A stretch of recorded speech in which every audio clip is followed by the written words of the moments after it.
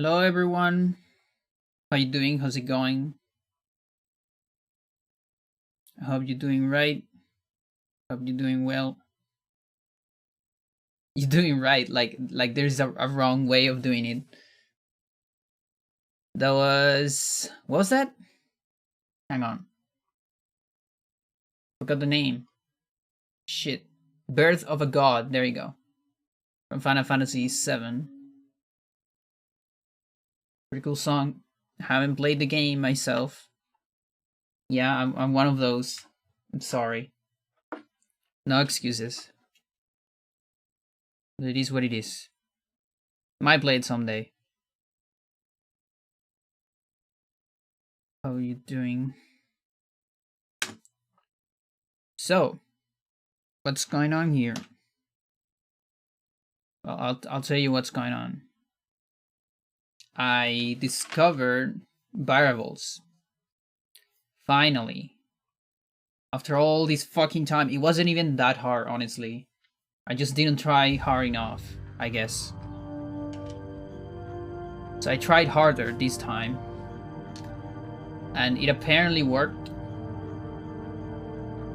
Also, my mic has been a little bit weird, so if it is too low, I can adjust it.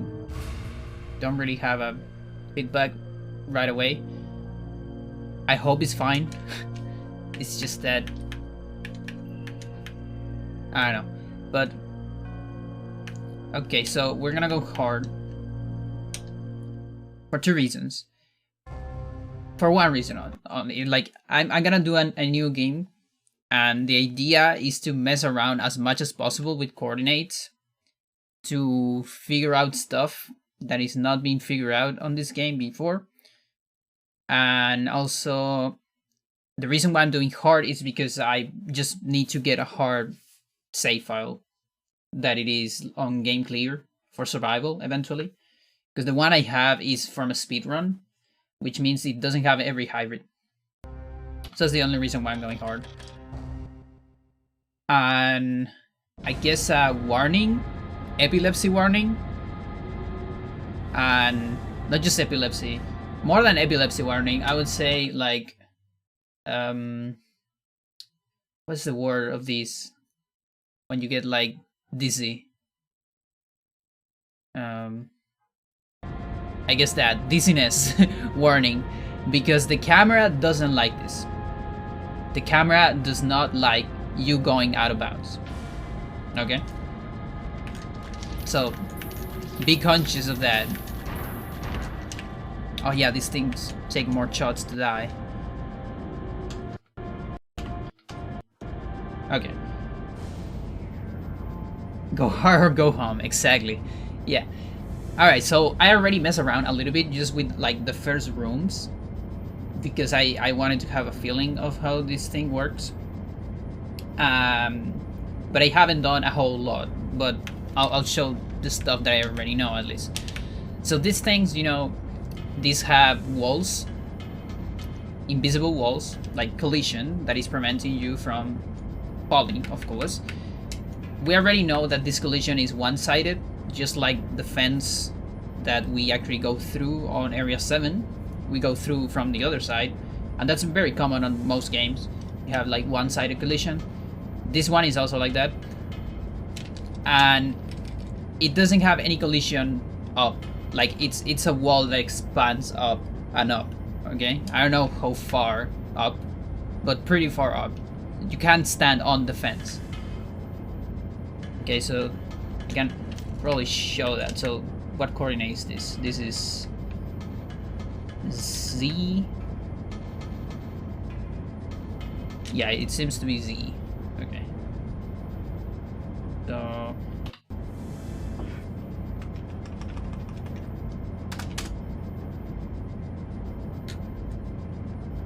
is it? No, it's not. It's X. Never mind. So let's try to clip in the fence. It's the other way. Okay, that was too much. But I can still show you something else. First of all, there's mostly no collision out of bounds. all these assets out of bounds, and this is also very common on most games, don't have collision. I haven't found any with collision outside. And so you just fall through. And so now I'm falling. And I'm falling and I'm falling. You can see it on the Y coordinate. I keep falling and the camera is like...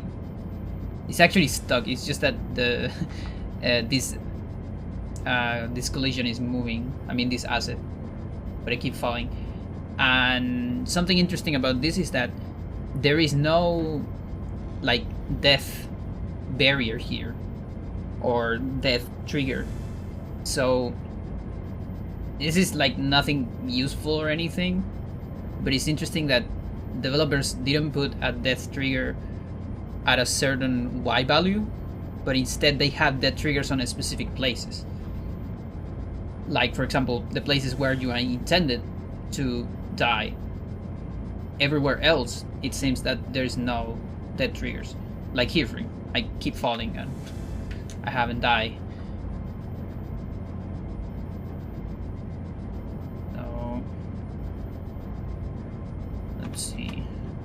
6 too little. 5 4.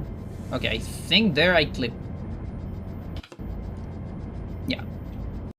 Alright, so right here I clip a little bit into the wall. I went beyond the collision that pushes me, but just a little change on your angle will send you back, as you can see. So let's go a little bit farther to avoid that. But you see, eventually the collision like pushes you. And then if I jump from here, well, I'm advancing a little bit with the jump. As you can do stuff like this. And then I'm down here. So if there was a way to actually clip on one of those collisions, you can find a way to fall down here. Now that's still not very useful because you still need to get the code key, you know? But again, if there is a way, that's an option. And a more safe strat, I was looking for safe strats, would be doing something like this, but not on this direction, because then you just soft lock. But it could be something like directional, like here maybe, like around there maybe. Would that do it? No.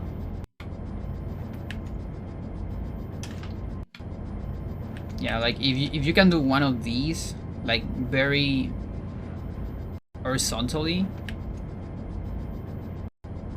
then it works. But it seems hard to set up if you don't have the correct angle already. Yeah. So never mind that. Well, the jump works. And then you can clip back. Vertigo, yeah. There's a lot of vertigo here. So that's one thing. And again, I can input like a big Y, like this. You see I'm falling into the thing. You see there's no collision, no like ceiling or floor in the fence. Let's fall from even higher. So it's just an horizontal collision.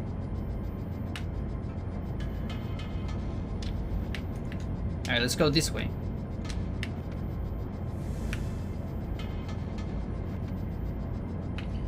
What is this? This is Z. Positive this way?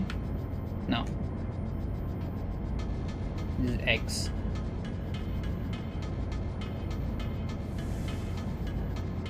No, it is Z.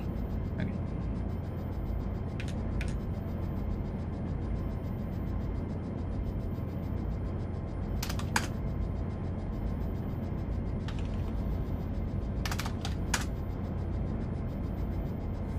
Okay, not there yet.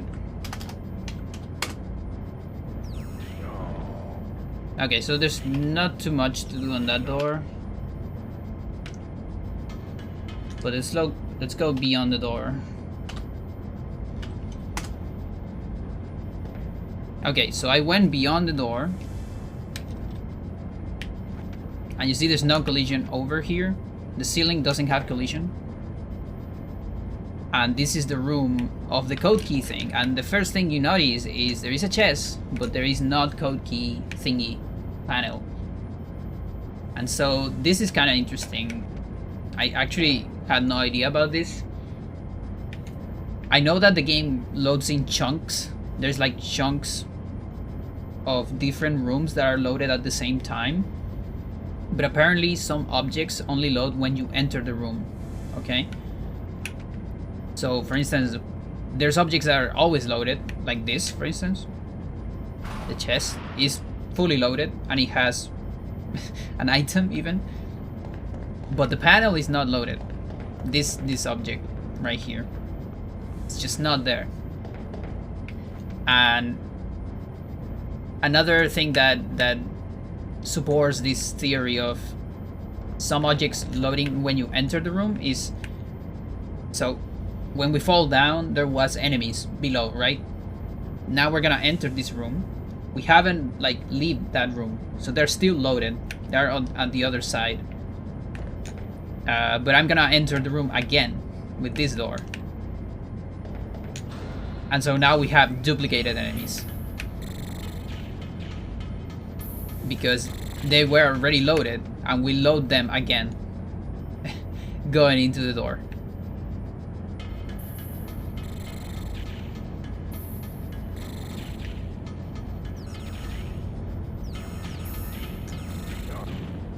So yeah, it's like super hard mode.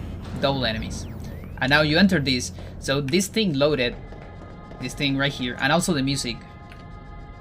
Loaded just when you trigger the door, basically.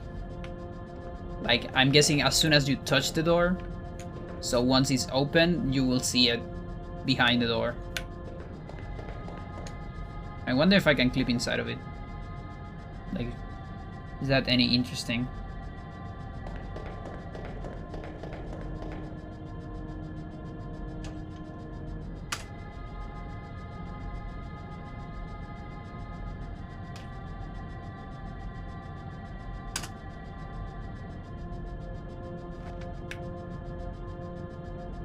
Yeah, the camera doesn't like it at all. It goes super laggy.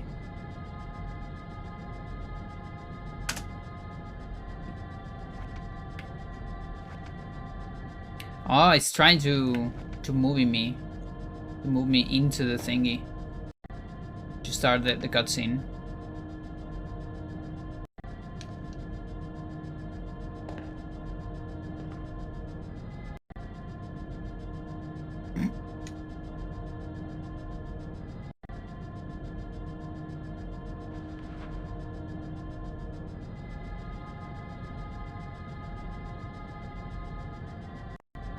I am one with the panel.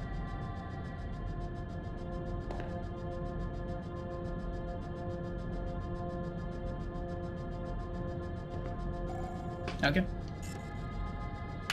I don't have a code key though. And also, these also discards duplicated chests, sadly, because the chest is already... You see that crown flip animation? Yeah, it's actually very few people know about that, and it's like fully intended. The flip on ledges.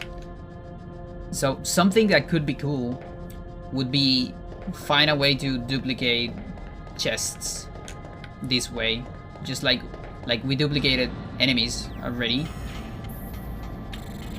But to do that, like, I don't really know what could be a way to do that. Like, it doesn't seem to behave the same way, but maybe there is other chests at some point that load differently.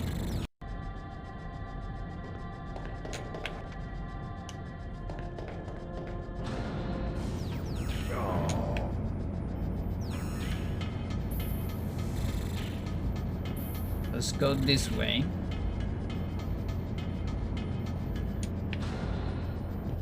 Outside of like the hacking stuff, I'll keep it like slightly intended.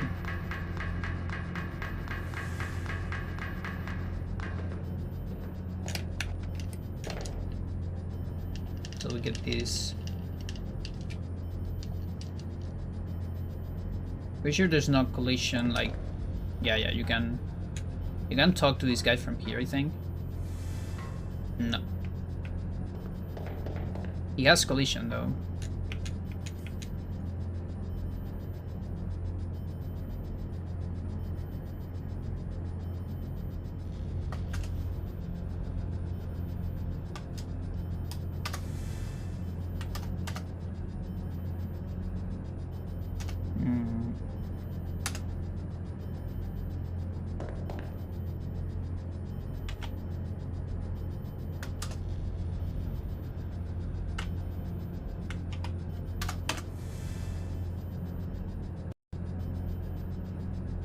Nice. Can't really talk from there, but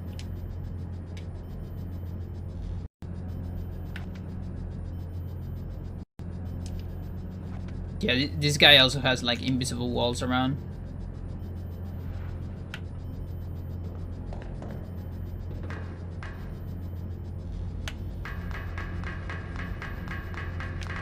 Wait, can you do... What happens when you crawl into stairs? You just wake up, right? No, you don't. UV actually is super useful if I could use the flip animation like this here. But it seems that they also have like an invisible wall. It's just that they also have this trigger of getting you into the thing. And if you move away from the stair, like out of the trigger or zone of the ladder rather, you will clip out of it. I mean, you will get out of the animation. We already knew that because of a glitch, but I can show it fast. So you would just fall. There is a way to do that intended. I mean, not intended, but legit, with ladder displacement, which is like do very precise inputs that I still don't know. You see, that happens. And also you can go to the sides a little bit. And you can go to the side enough so it actually gets you out of the ladder. That's like stuff for TAS, honestly.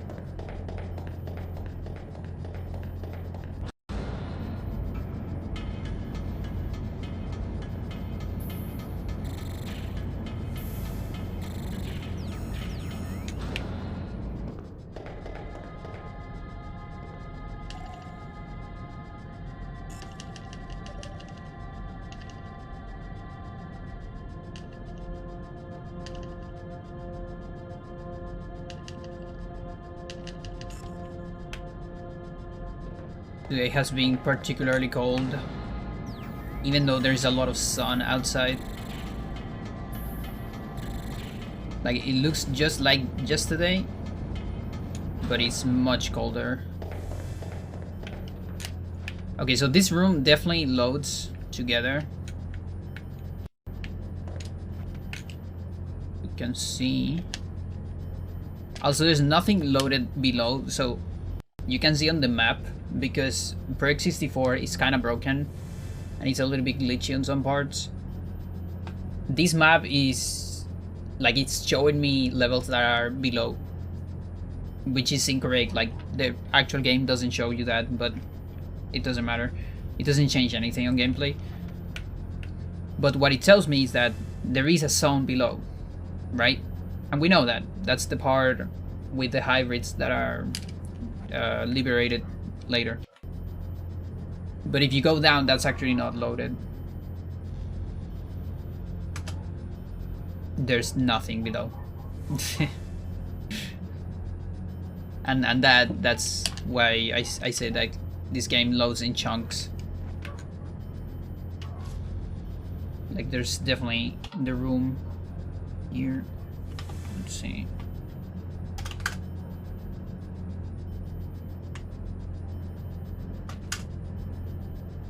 The other way.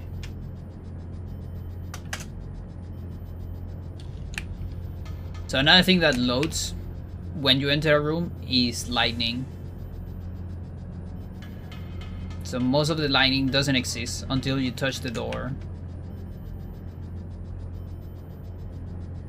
You see super dark right here.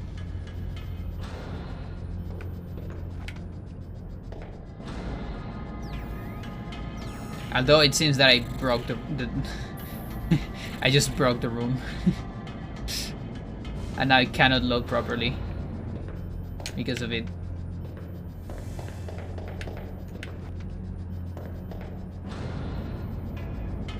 Okay. I guess maybe only this door loads light. I don't know.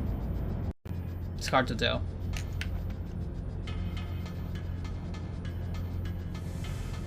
Let's go back like intended.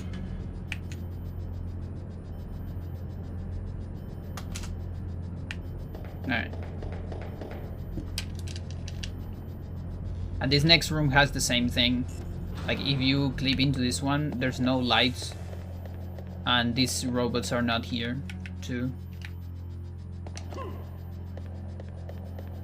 There's also no lady right here.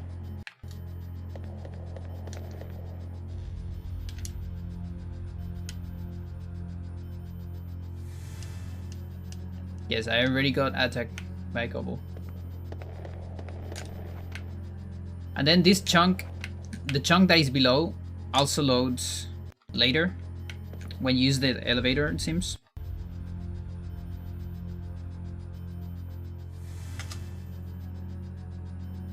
Because you can just fall. Oh wait, no, it is here. Oh, never mind. Okay, so last time I did this, I just fall out of this place, I guess. So it is loaded. Okay, never mind. And it's so funny, the elevator actually follows you. You probably saw it. Yeah, last time I tested this, I fall outside of this platform. And outside of this platform there's no collision. And you fall forever. So it is loaded. Look at that. And the elevator fucking follows you. That's so hilarious. I don't think it follows you back, though. I mean, I'm not sure. Everything seems fine here.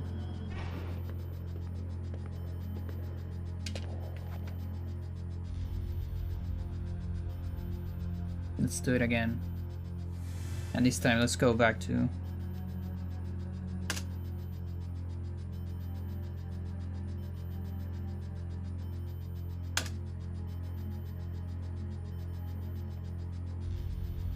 This time it didn't follow me.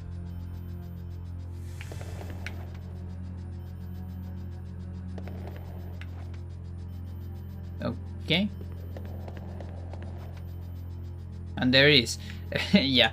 Okay, so this correlates with a theory I have with elevators. That is that they have a trigger around them.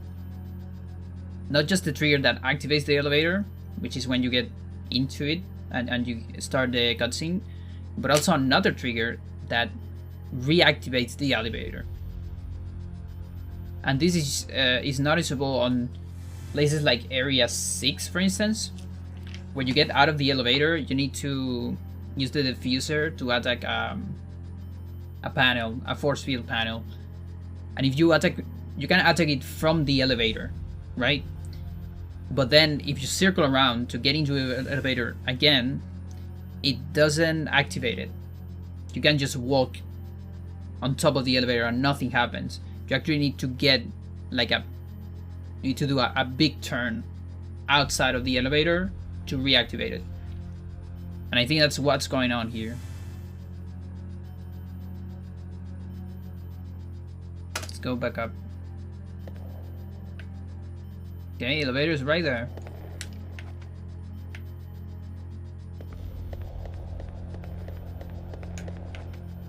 Also, what are you doing here? What? How do you get here? I thought those were restricted to always be here, or are those other? Maybe I spend too much time here. These are 3 that are, again, I thought always restricted to this area.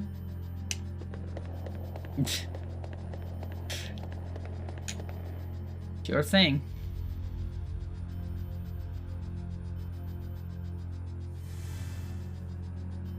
There is the elevator. I think that's because I'm outside of the trigger. That makes it respawn, you know?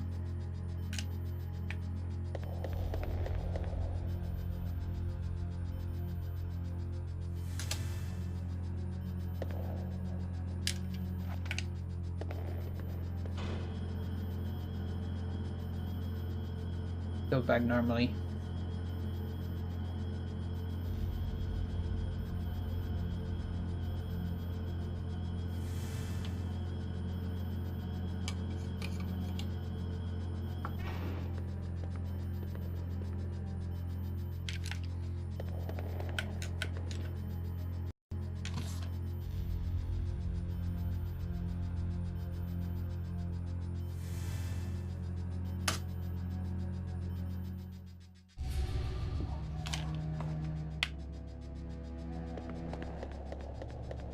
I actually changed the music, but nothing is loaded here.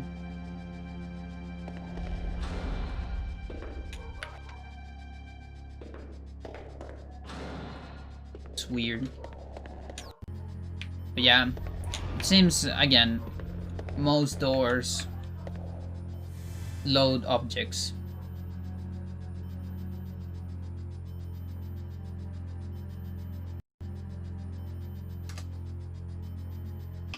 Not that one. How about this? That's out of bounds.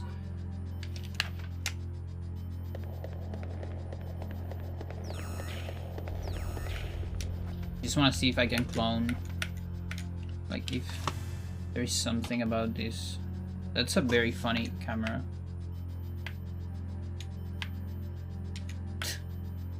Can see the other room.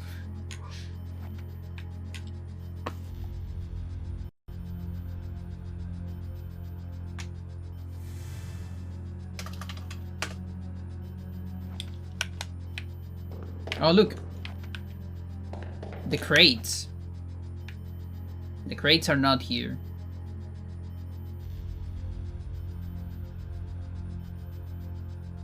Yeah, so chests are always loaded, it seems. Which means I don't think there is a way to duplicate them, just like the enemies.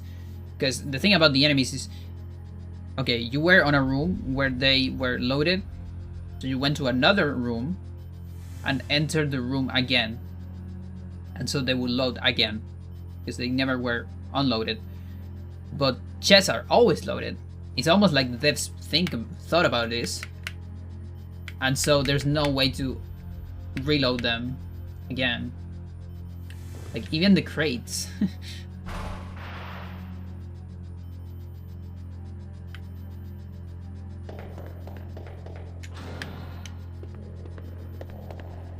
You see these crates.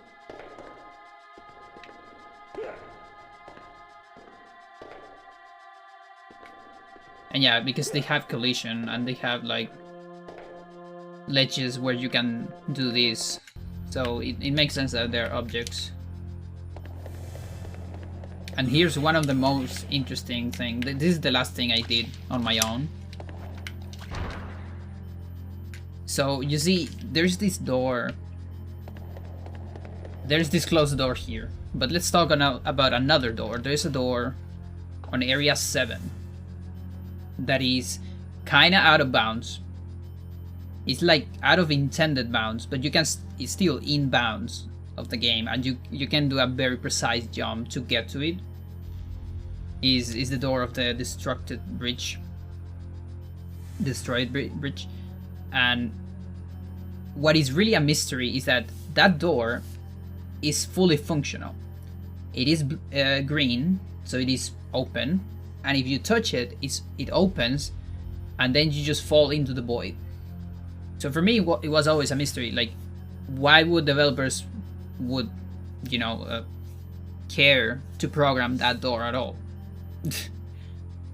And I think one theory that I have is that they didn't program that door specifically. They just put a door, right?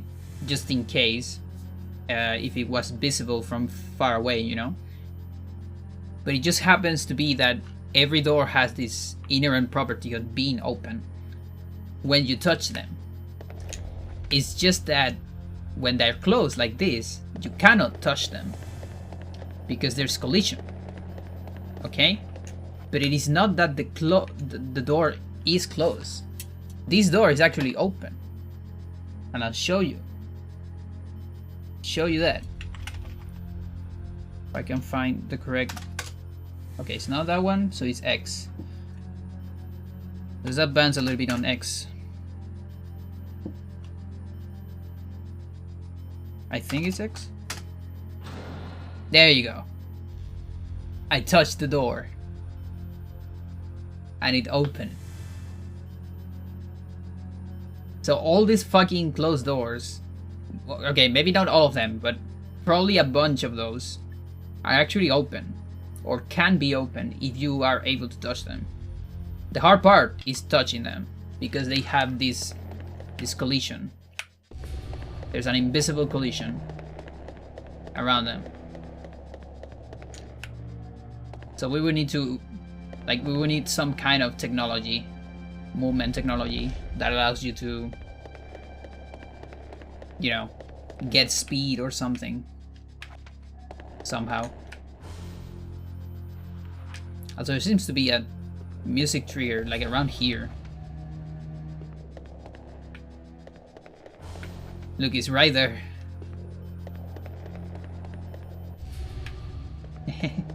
Interesting.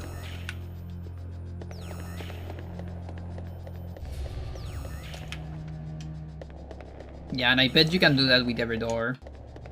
It would be ultra interesting if behind one of these doors there is an actually loaded room. I don't think so. I kind of want to test every door in the game just to be sure, but I would honestly bet that it won't be a thing. Wait, this one is on C? I think this room is not aligned with the coordinates.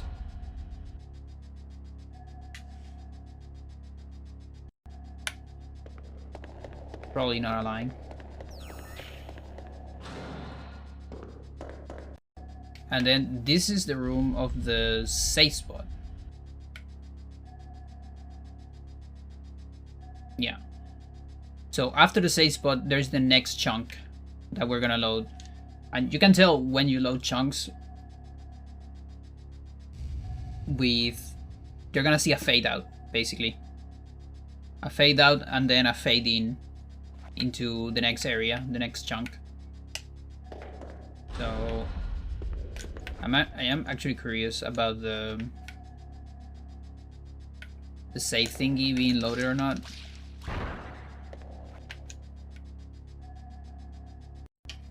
Yeah, it's disaligned. This room is disaligned.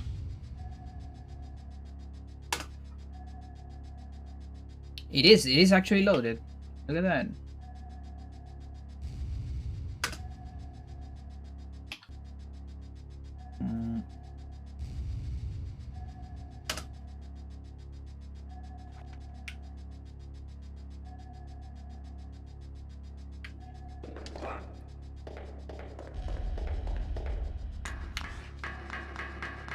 The ladder is functional.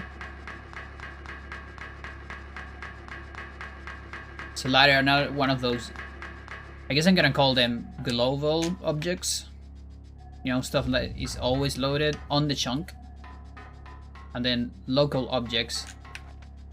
So some local objects here are the panel for the force field, the block. The force field is a local object too. So if we find a way to clip into a room that is not loaded yet, basically avoid the door, we can go through force fields because they just don't load. That could be like a, again, if there is a way to clip, that would be a very good skip. And then what about this? This is fully functional. Yes, totally alright.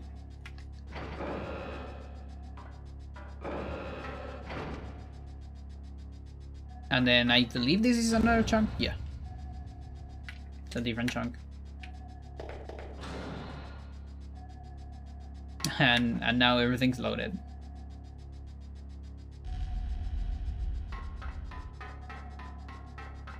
That is very interesting.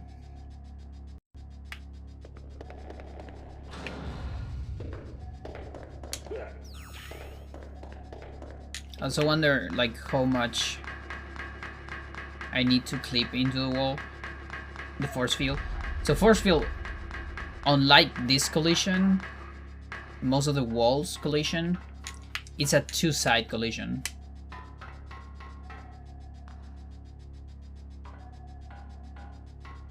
Like, we just discovered that because we went to the other side and it was still there. Hang on, I didn't want to destroy it, actually.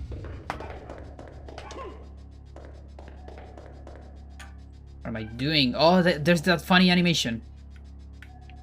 Someone talk about that. Nice. On one of my videos.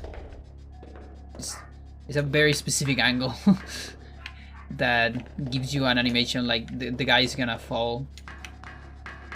Took one of the corners.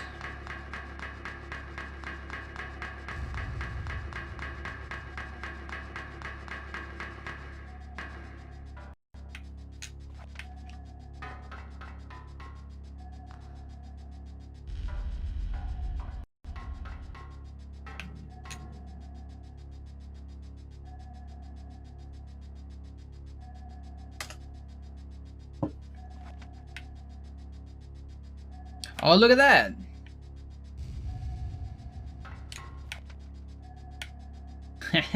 Okay, so that's also interesting. So they model the entire floor and then put this collision on top of it, which makes a lot of sense, of course. It's like easier. And then you can walk on this block too, probably. You can probably jump up, yeah. Interesting.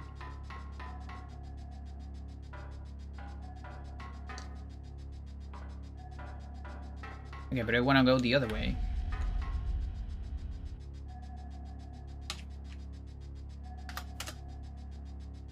Yeah, so it pushes you two ways.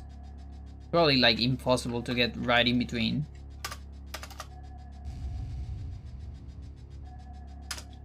Yeah. This one is a two-way wall. And that also makes sense because there's some parts in the game where you don't actually need to get rid of the force field and you can walk from both sides.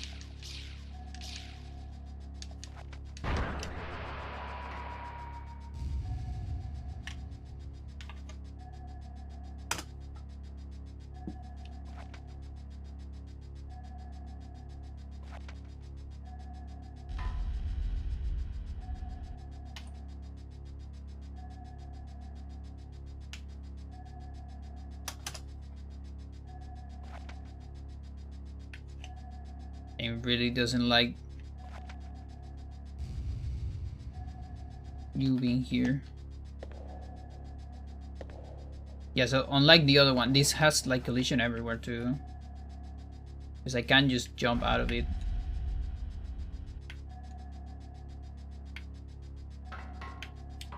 Can walk out of it.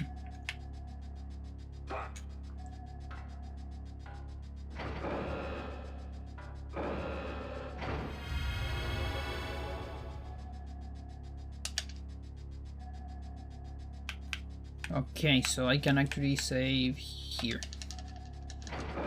No problem. And then just wanna test clipping into this. That's too much.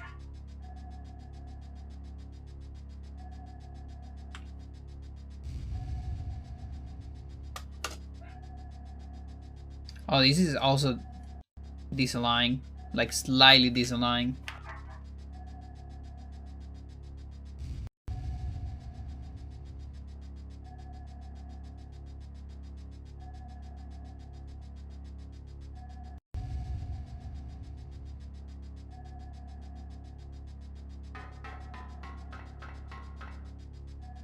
Let's see. Yeah, it's disaligning.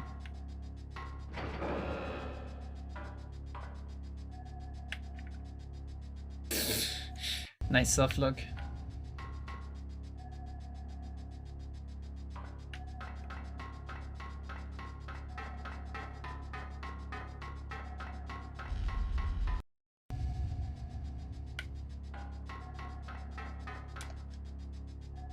Yeah, I'll do it with another save station then. One that is aligned, I guess.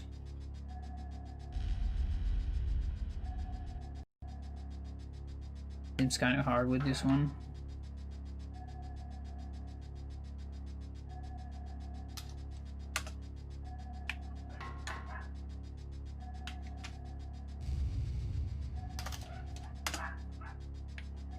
Yeah, it's too hard.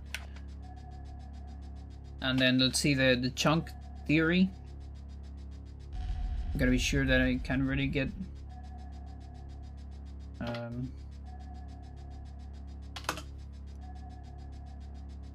yeah, so right here I'm clearly on the other side, but apparently there was nothing.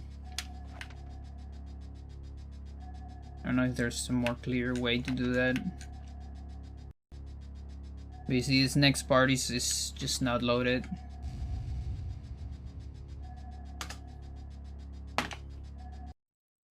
Maybe it was. There was a little bit.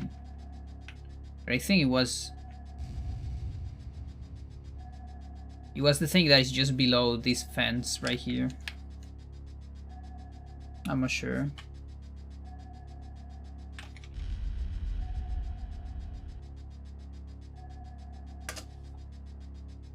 Yeah, that doesn't have any collision. Yeah, nothing is loaded there, and going back here probably nothing's loaded back. This one a line?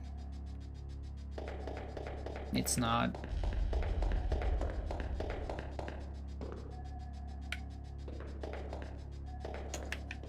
But the same idea applies.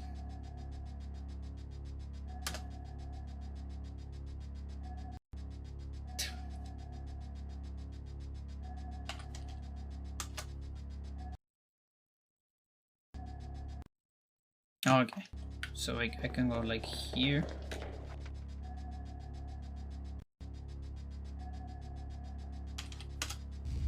Yeah. So I clip into this part and there's nothing on that side. That's a different chunk.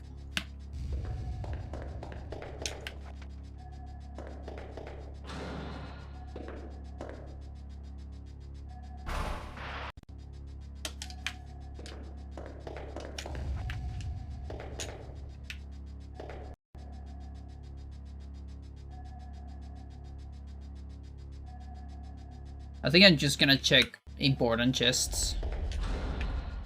Like this chest is not important really. Like ring eraser chests are very important. Oh, hang on.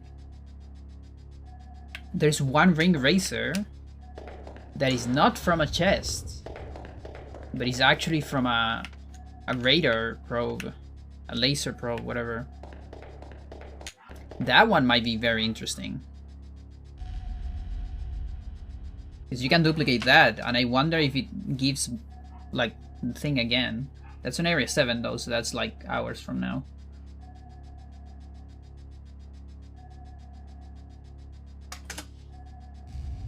the other way.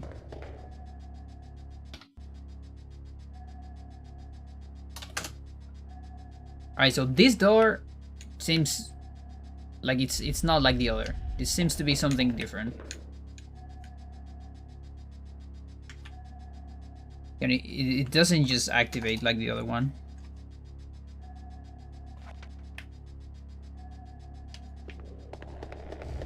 Okay, so not every door is the same. Not every door has this thing, and I think I'm clearly touching this one. So I would say this is just not functional. But all of this seems to be loaded. And what about this door? This one is oh, look at that. Yo. That would be a nice keep. Like, I wonder if the game just behaves normally here. Yeah. We actually opened the cells. It's totally fine. That's a big skip, if possible.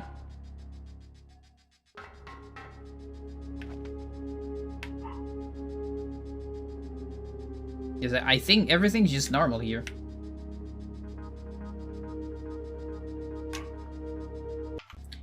So if there is a way to clip through this door, you can just keep going. And that would be a massive skip. So that's like the first good theory skip, I would say. Because you can avoid this entire part and the Spica fight. And then, yeah, this closes behind you. And I would say the same applies.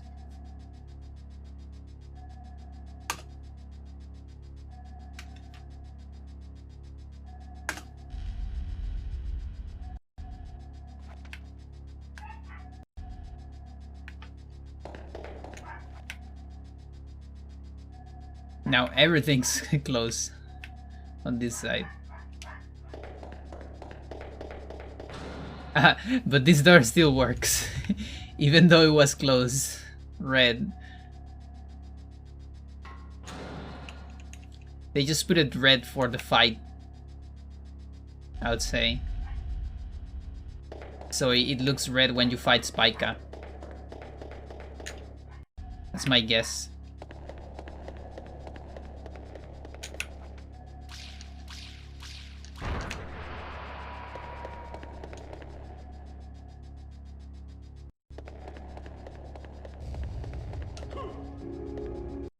Okay, anything interesting on this thing? I know you can enter from any side. And you will walk a different amount.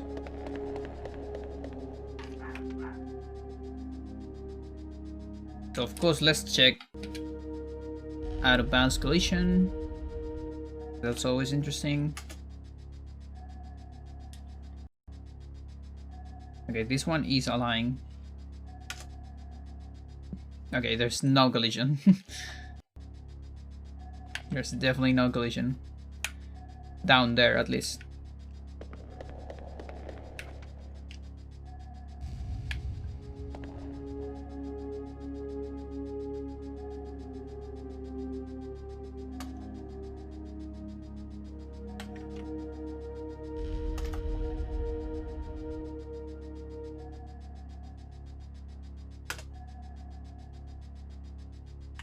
Not quite.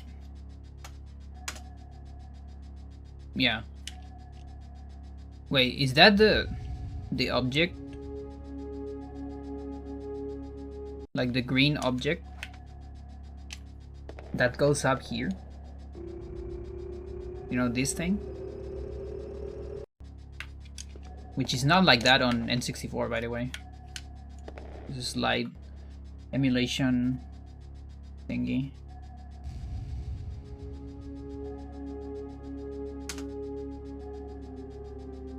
I'm gonna clip on the fence. No. But not so much. Yeah, I think those objects are loaded. and they just go up later. So they're loaded beforehand, seems.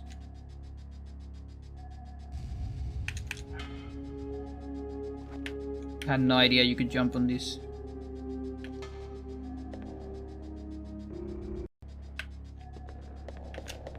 Interesting.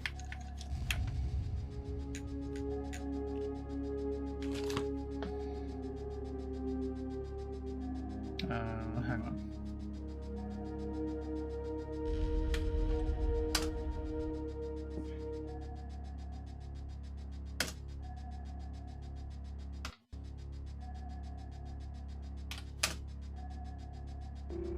Okay, so anywhere inside you activate the thing.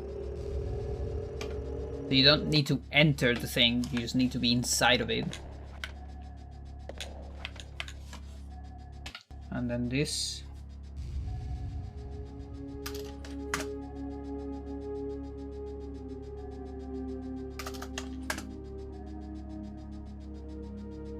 I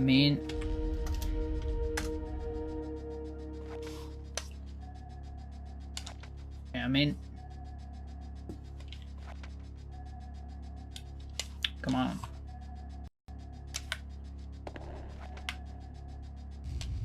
Doesn't seem to be anything to do there, though.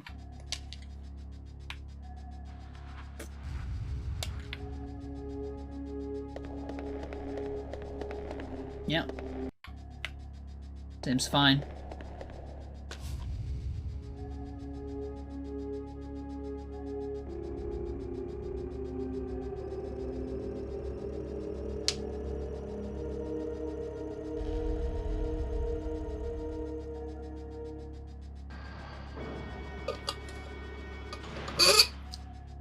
Jesus.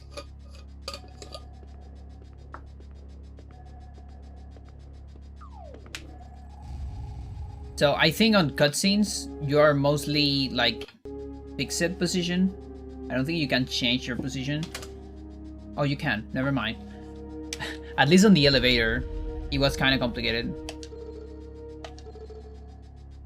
Where is the S?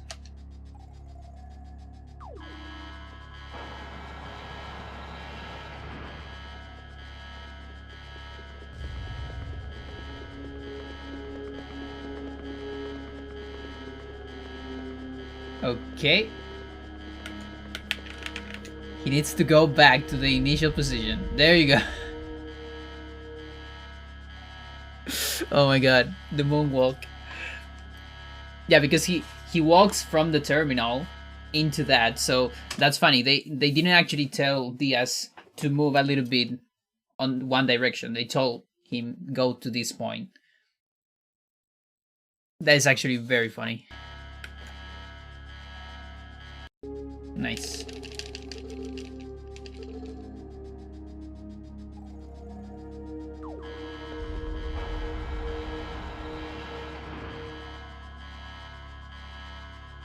Yeah, basically he's just supposed to be on this place at the end of that.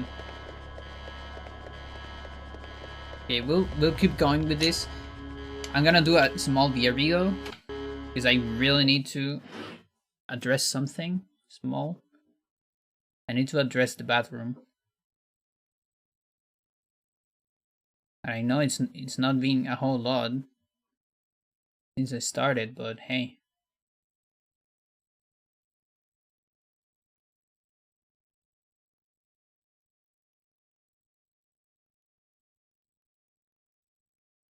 Oh, just 1 second.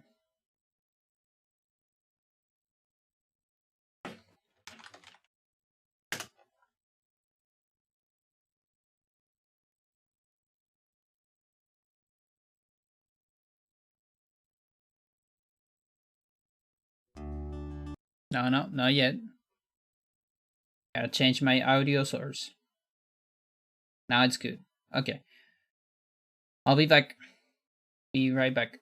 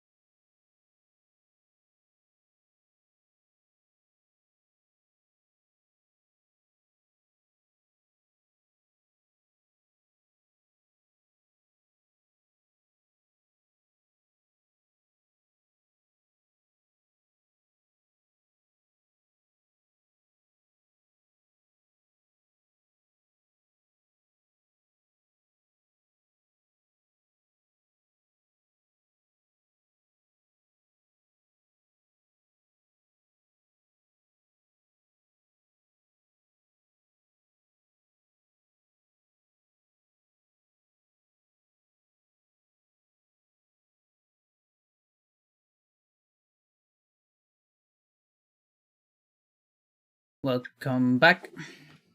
That is Asturias from Robert Fripp and the League of Crafty Guitarists. It's a version of Asturias because Asturias, if I remember correctly, is like a classical guitar piece, something like that.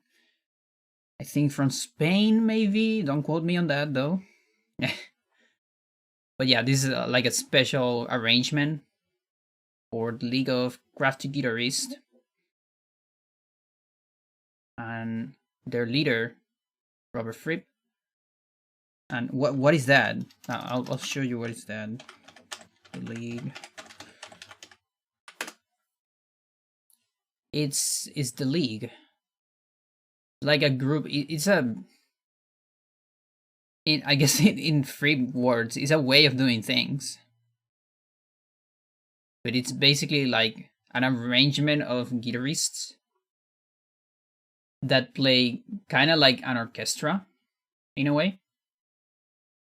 So sometimes there's like 20 of them, other times there's like 6, other times you even see like 4.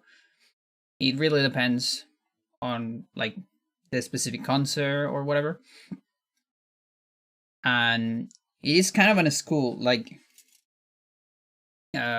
you could even say it's kind of like a cult, maybe. Like you would apply to a school of a very specific, I don't know if school is the best word, but like to enter this very specific group, because there's different leagues on different places.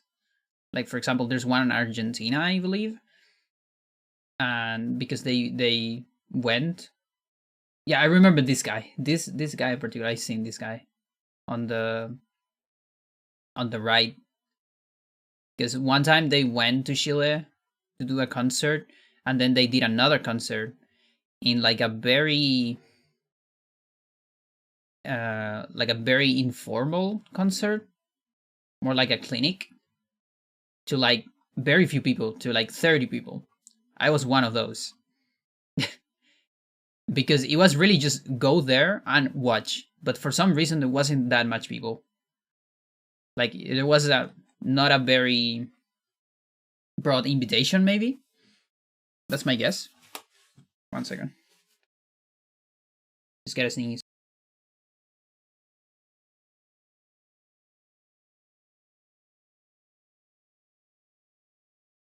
And so there was this very like personal thing with them playing very close to you and all that, and they would talk about their stories and all that, and how they would like retire to like a house in the countryside, in like a forest or something, outside of any responsibilities and any like city stuff, just to play guitar together, and they would live together for like months, and that was like a way to get that like spiritual connection with the guitar and with themselves, like with the other guitarists.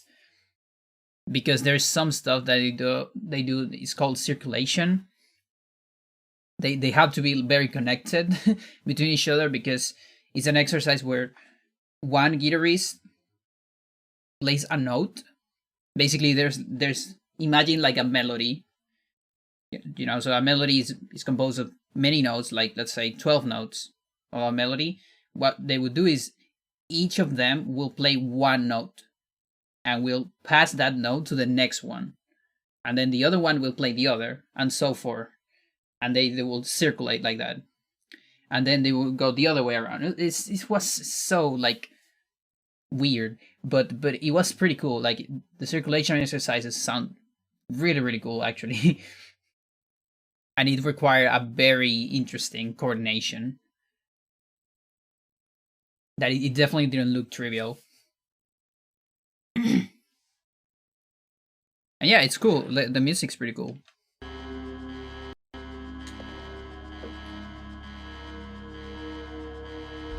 Now let's go back to this. That's too much, I guess.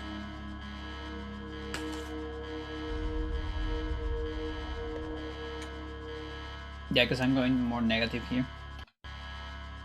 Oh, but this is the part that is not aligning.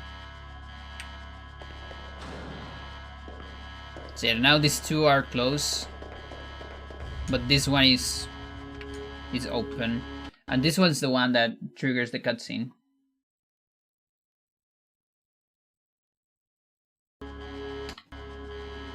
But I kind of want to go farther than that. There you go. No.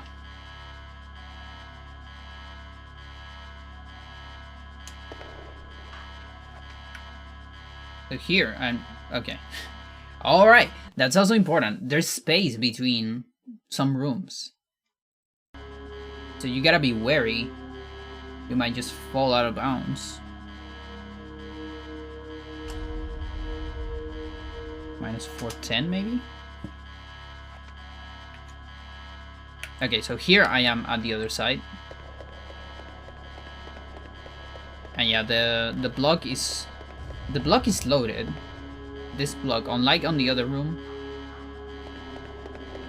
I think it's the smaller block that are loaded, but these ones are global too.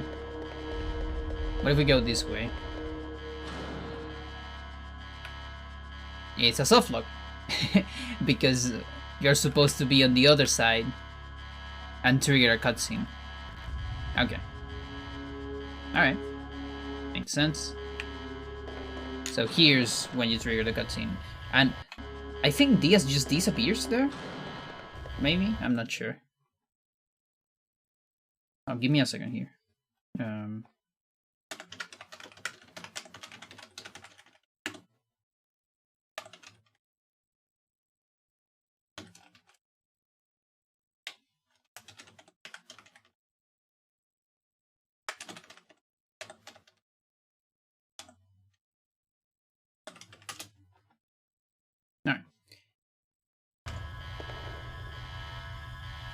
So this is probably another cutscene that might be funny. If I move.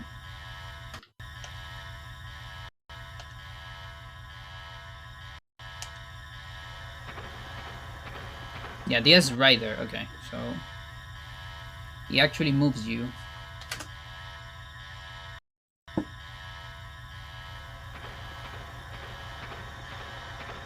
And I'm not there anymore.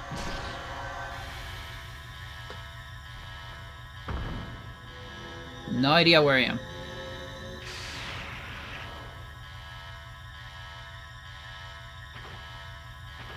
This goes just normal, fine.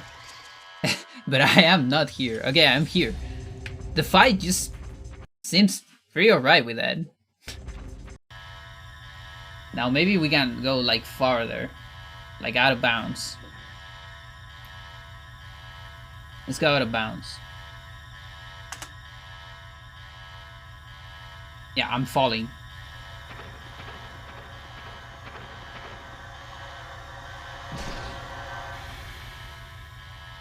Like, I wonder how the game is gonna handle this fight. With me completely out of bounds, falling into the abyss.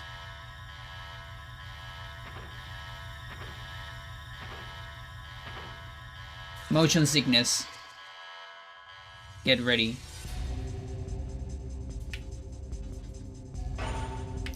I can't actually attack.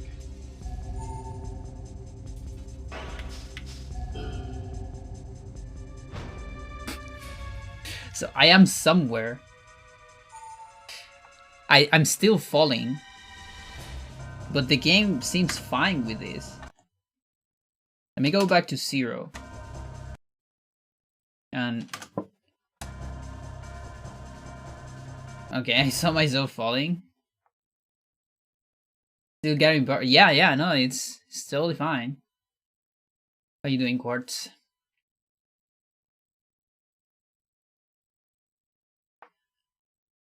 I think this is like 200 maybe? Guess not. Just like minus 400. Okay. Almost. Almost there. Let's say 400. 200. No, I'm still far away.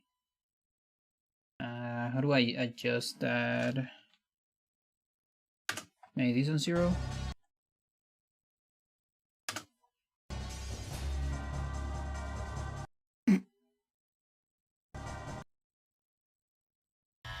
Okay, I need to remember this position. So it's like 500 minus 300, and y is close to 0.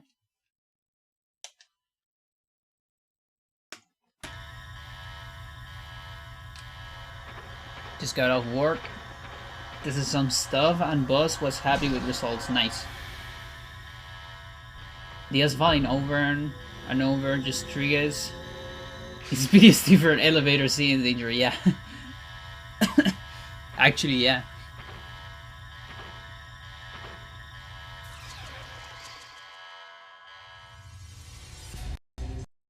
So you are getting strats for ultimate, you mean?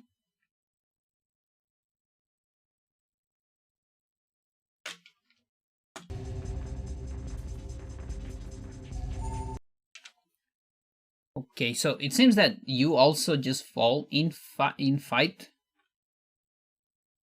That I'd find it hilarious. Okay, so you fall, you have gravity, but you're still in your weird, I mean, in battle stance. That's what's going on here. Now, what if I, let's say, maintain myself up here? Okay, that's too much. Again, sorry for motion sickness. There might be a lot of it.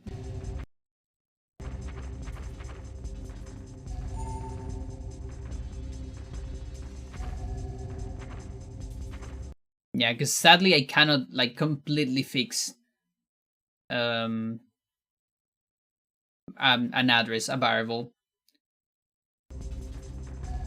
It fixes like every frame, but I guess it gets calculated too, so. But yeah, you can just move here. So the game doesn't really care about that.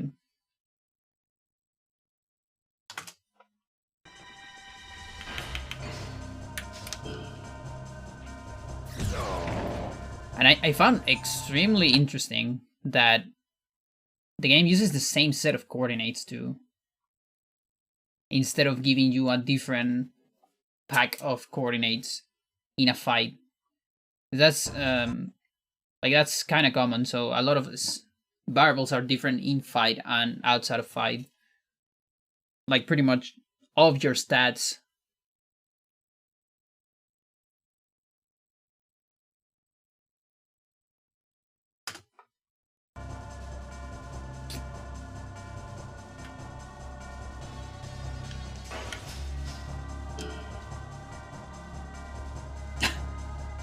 Okay, that's so funny. The object is on front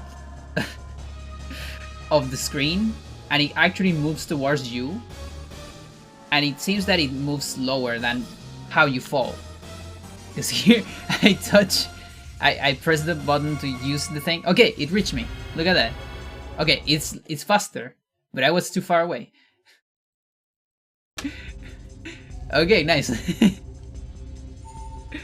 It's pretty fast actually. It just takes a lot. Nice. That is so hilarious. That means if you ever do a TIS, there's probably like a very specific position and angle, like camera angle, to use ring erasers optimally, because they have to travel to the enemy. So probably a different camera will give you a different result. Like on RTA, I don't think we are at that level where that matters, you know. But on a TIS, you could try to find the optimal camera angle for ring erasers or just items in general.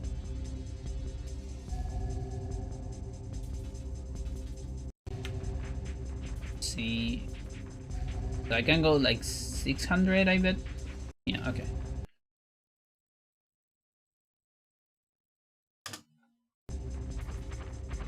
Yeah, it's just movement. Seems fine. Okay. Overhook? Yeah, good. That's all I need.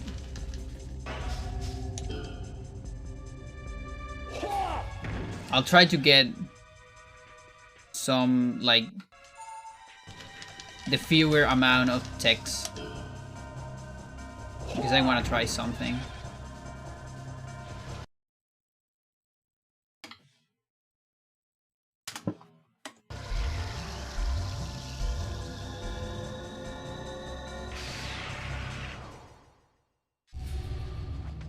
Yeah, game seems to be alright with that. Cool. So this door doesn't seem to be working. At least it wasn't working last time. Okay, it's the other way around.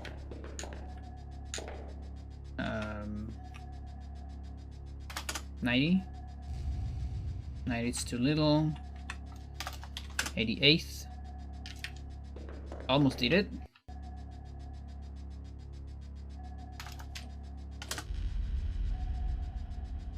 Yeah, like I don't feel like I'm clipping into this door. Yeah, I'm actually like super close to it. So I'm definitely touching this door. Yeah. It's not like the other door that I couldn't touch. But because there was a collision over it. And then if you go through the collision, you can actually touch some of the closed doors. And actually get to the other side. This one I'm also touching it. That seems to be like a good indicator. Definitely touching this one. Of whether you can activate a door that is closed.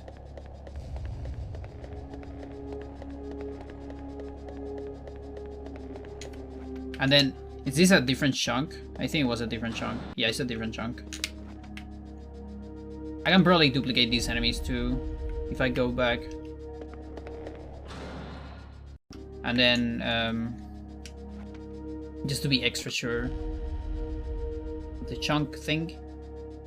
But I'm pretty sure about it.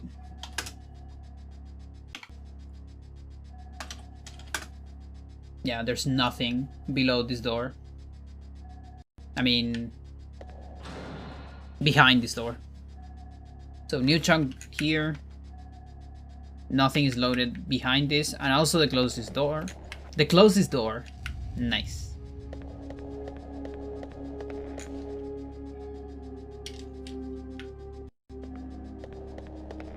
And so let's see here.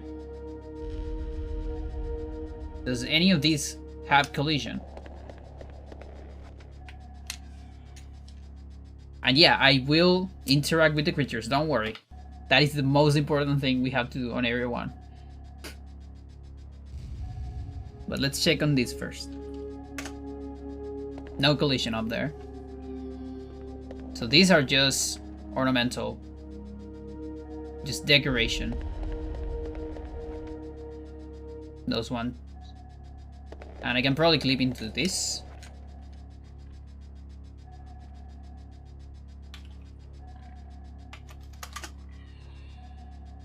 Not that way. Not that way. That way. Yep.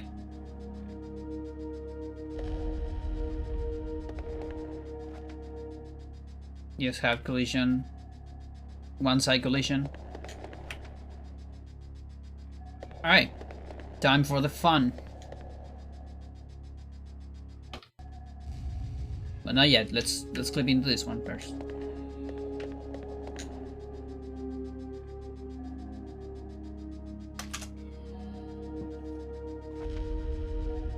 There is collision here. Look at that.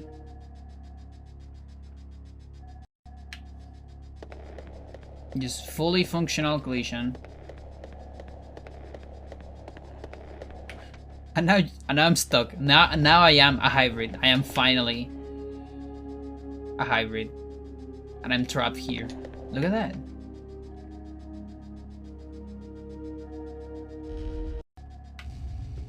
Alright.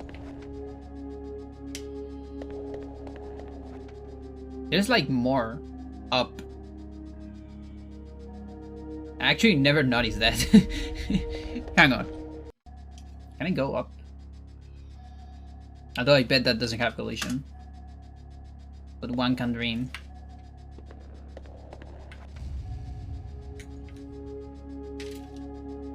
It almost looked like there was a little bit of collision.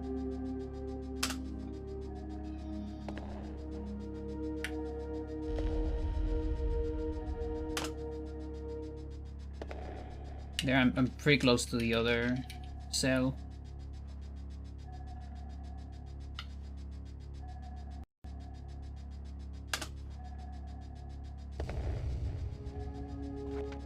No, I guess not.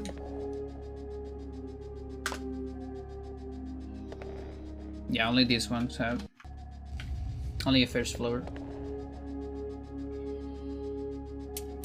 Yeah, right? You just don't look up. There's like 3 fucking floors of cells here. And like those bridges that kind of connect with everything. With the main, I don't know, power source maybe? It's a panopticon. This is basically a panopticon.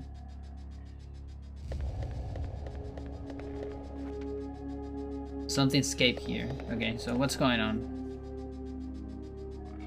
We have a problem. The cell housing the biological weapon has been opened. Accidentally or intentionally, we don't know. Oh, I know. Readjusted, genetically synthesized monsters have escaped. We expect some level of damage. Mr. Diaz, a tough man like you should be alright. Yeah, absolutely. But still, please stay cautious. We will.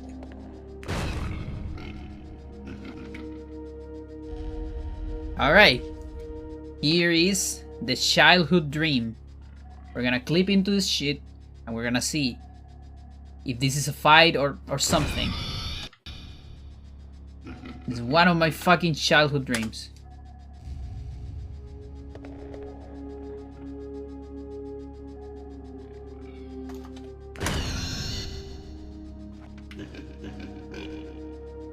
Do you exist?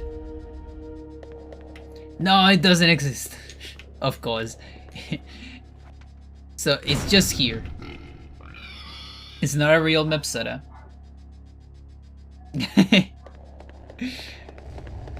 And it's still triggering the thing. Like it triggers when you get close to it, I guess.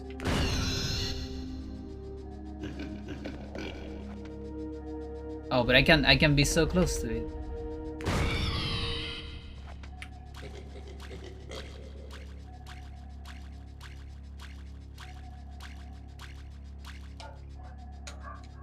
I want to grab it. You can see its butt. Yes.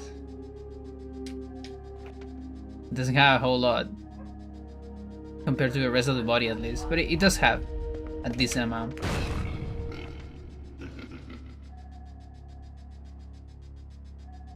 Alright. Let's go for the other dream. Muffred.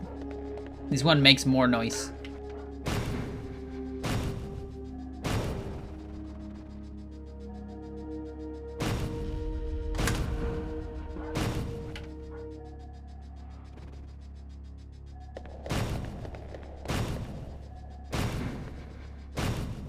Okay, is it me or this Muffred is like smaller than the usual Muffred? It almost looks like it's not that tall. Is either that or Diaz is really tall compared to Slater, you know? Because I feel like, you see, the first Muffred, we see it on Area 3. It's the first monster on Area 3, so it's the first one you see with Slater. And it looks taller than this, honestly. So, I don't know if it is a different model or it's just an illusion because of Diaz model.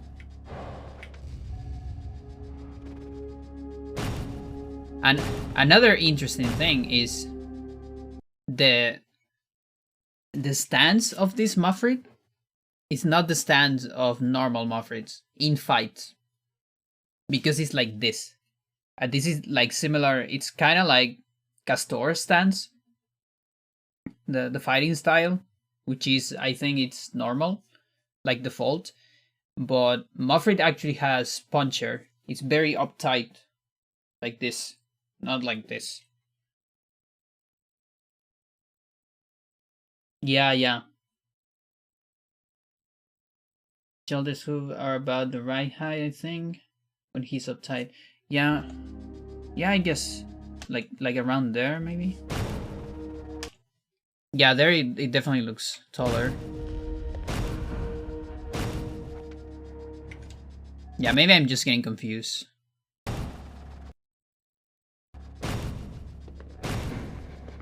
But yeah, these don't exist. Just decoration too. At least we solved that secret. It's a stream of secrets.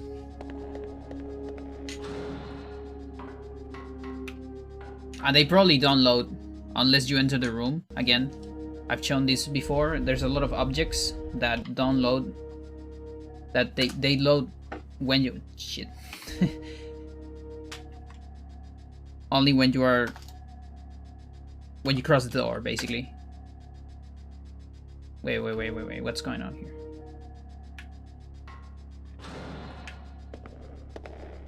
Oh, okay.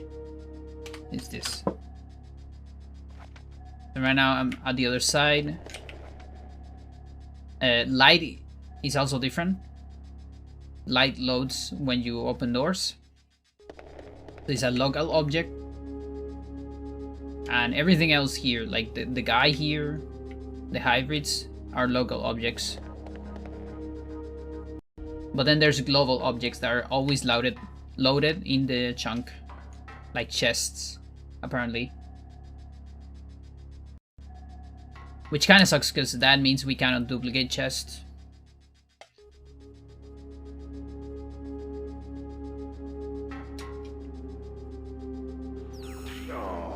Look at that cheese of this enemy. What the fuck?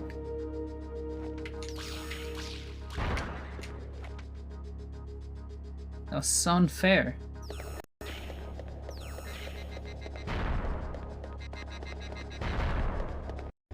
Okay.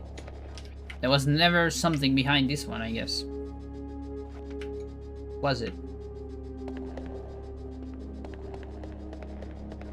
Okay, minus 200.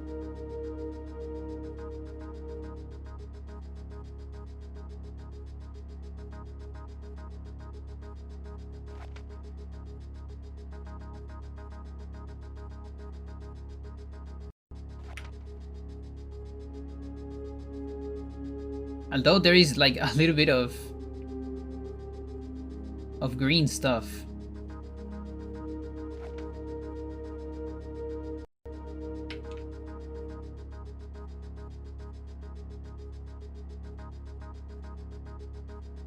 And then you fall.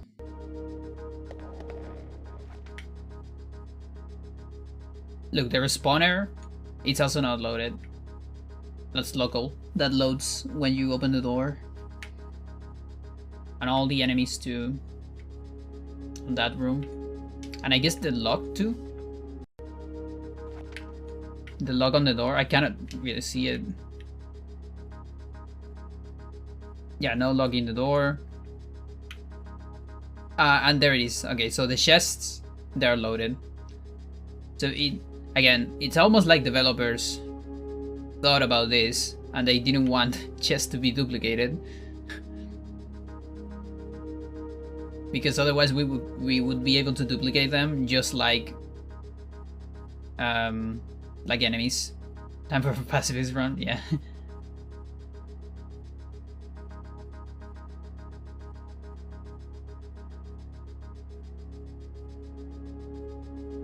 So I can probably reach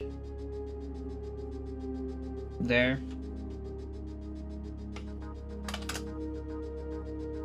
That's close.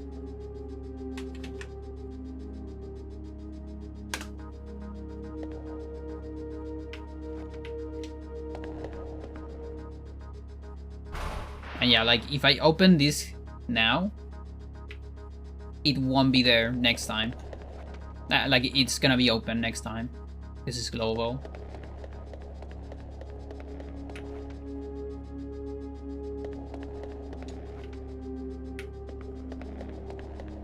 This door has a force field. This one too.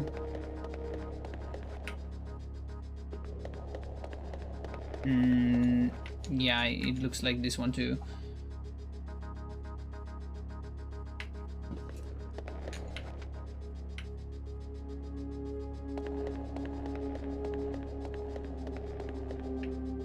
So Seginus loads here as soon as I touch the door, probably.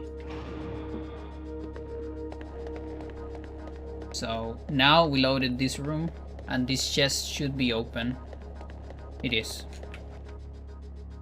So that's kind of sad, you know?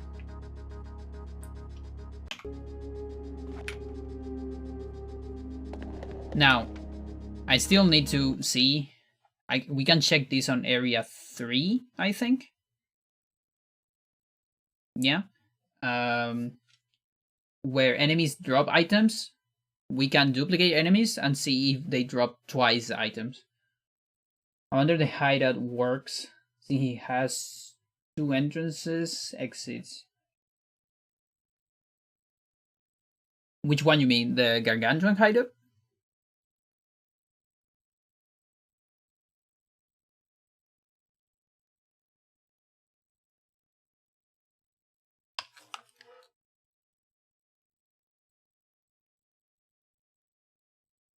The Gross Bay entrance and the Post Bros entrance. Yeah. Like, I bet there is some skips. Like, on the hideout, I bet you can clip through the alien. And I bet that just works fine.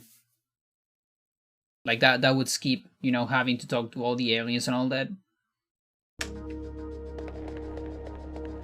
Okay, so look, this door, okay, this is interesting. I think this door has a force field, maybe? So this goes into the respawner. Let's see if we can trigger it.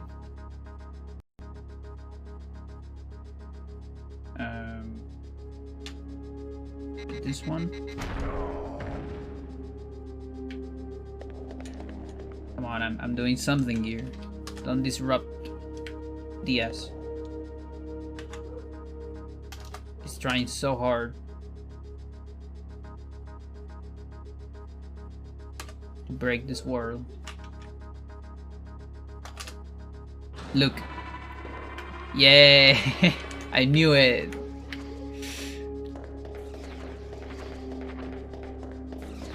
Yeah, so every door that has a force field, or maybe not every door, but probably every door that has a force field is actually a functional door. Developers just put a collision on front of them so you can access it.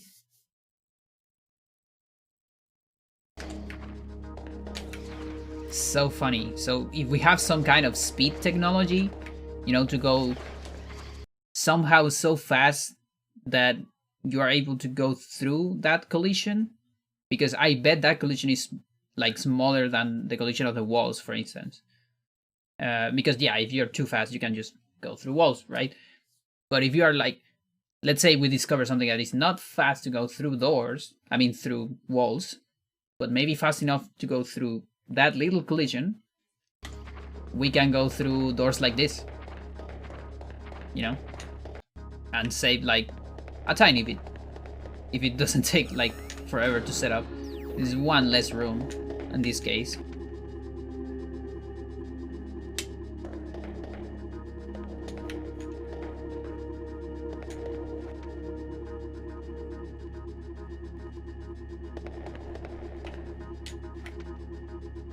Yeah, it would be interesting to see on the hideout, for instance, if you could go back or into the Bros entrance, I guess.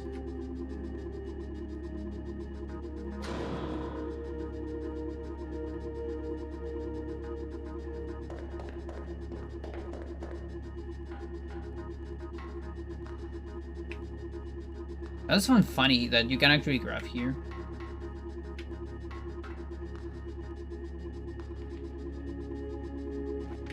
Like, why? I mean, I'm not against it. It's kind of cool, but is there like a secret or something?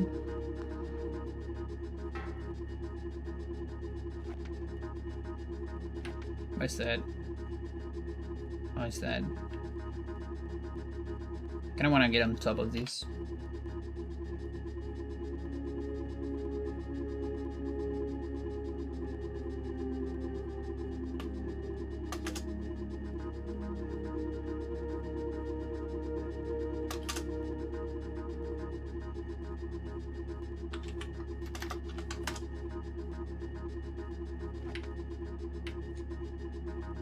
Camera, relax. You can do it, camera.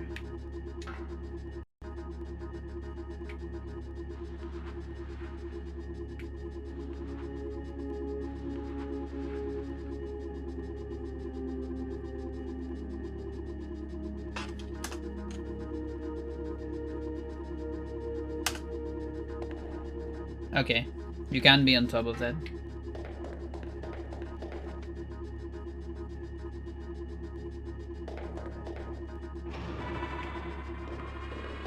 Alright. Hack, I'm in. Yes.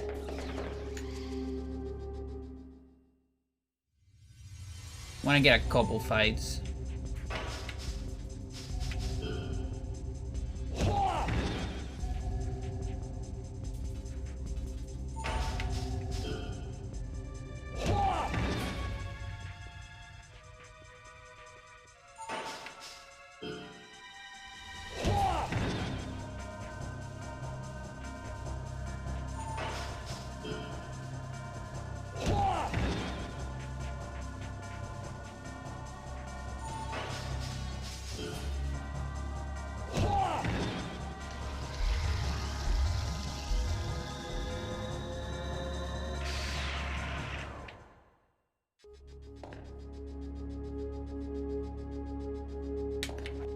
So this thing is loaded. Do you think I can load 2 of these? And summon double Spica?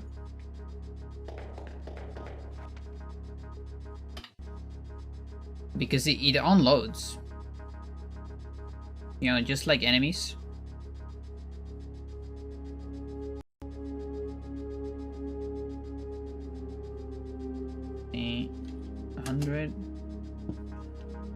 So I'm at the other side. So now it's loaded. I'm gonna enter the door and it's gonna load another one. I think it's still a single Spica, but I bet there's 2 of them loaded.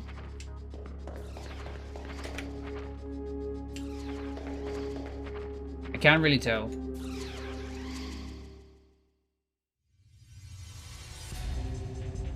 And this definitely looks like 1 Spica. Right? Yeah, okay.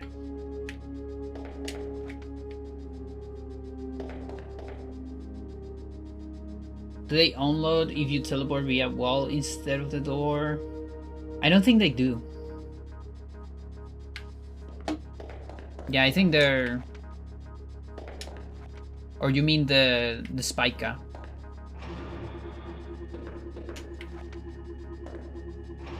I guess we can check both.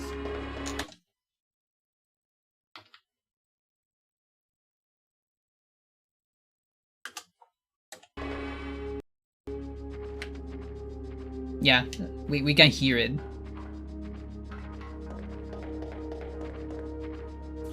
Holy shit.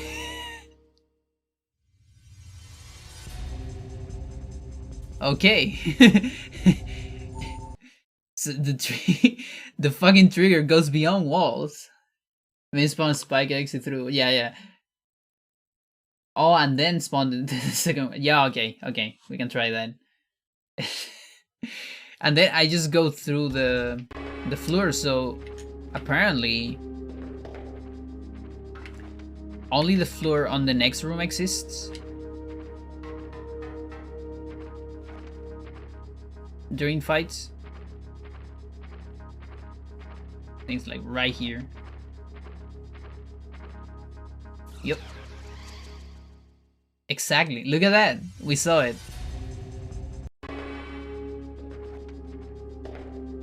I'm guessing, so this is my guess, devs thinking to save resources during fights, we will unload most of the collision out of the room. You know, the assets are still there, but they just get rid of the collision. The textures are still there. Because that probably saves resources during the fight.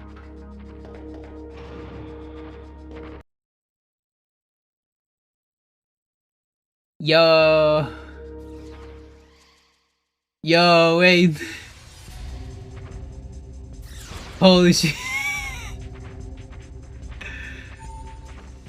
What the fuck? It just keeps going. But it didn't even make the animation. It was just there. Oh my god, this is so weird. It's just not there. Different entity altogether. It's like a ghost during the fight. It hear me. Somehow hear. Because I'm fighting with its friend. Oh my god.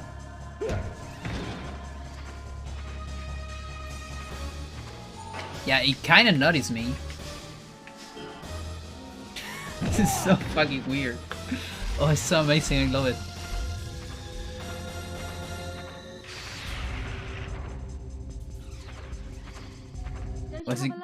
What's gonna happen now? I do have a life, I think. Now I do.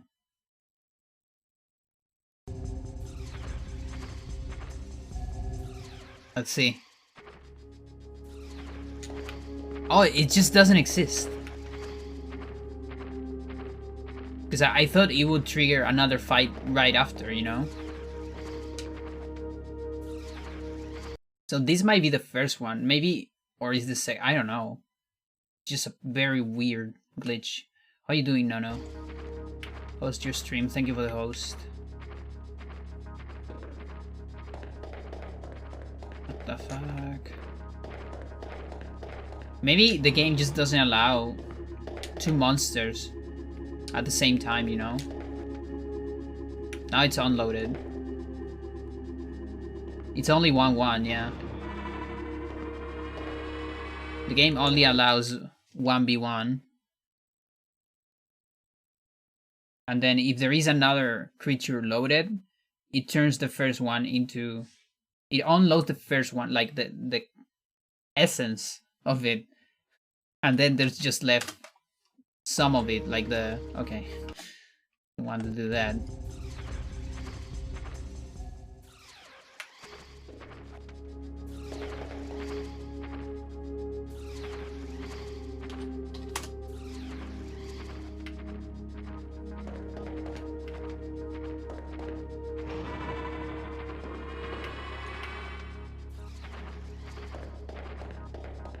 Where's the other one? No, okay. Who's the real? And now this is the real. They change. So it's the new one that is loaded. That one gets the weird property. It's like FreeCast. You just transfer the FreeCast state to the next spell. Runs were ass. It's one of those days. Yeah, it happens. I was researching it. It's going pretty fun. Going pretty good. I wonder how that affects the spawner count. Yeah, actually. This spawner has 5 spikas. I already got rid of 1. So far.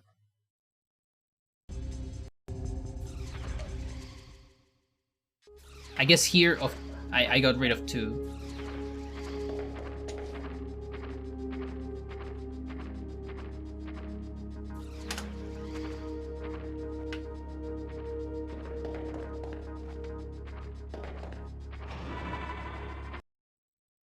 It's almost like it wants to go to the other room.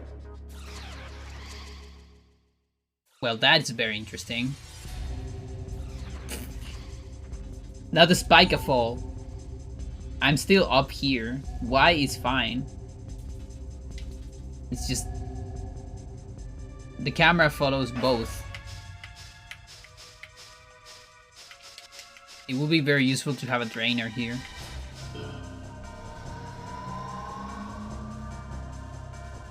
You know, to use in a spica. Or a gun. You know what? Let's get one. Gotta get one. Let's get a ring eraser. A drainer. And let's get some shots.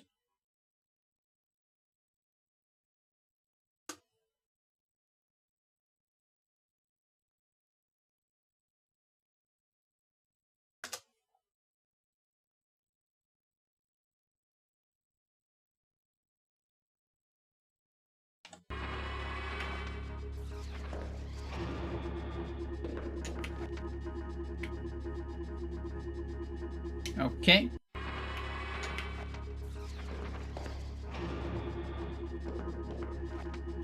It unloads when you walk inside of it.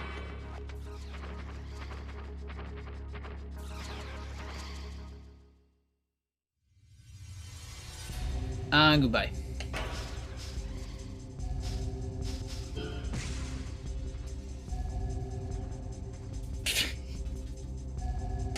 Oh, it missed.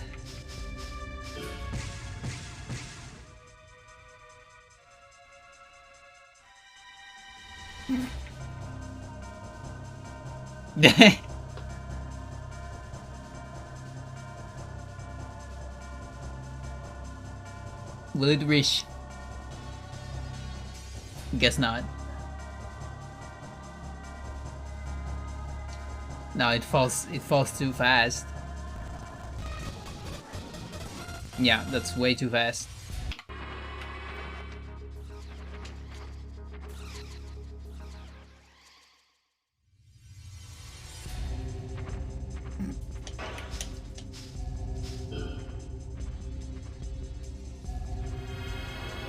That one reached.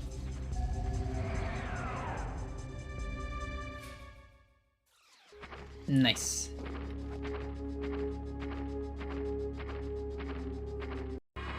Okay, so let's summon another one. Let's go for... No, it's not 100 there. It's on X.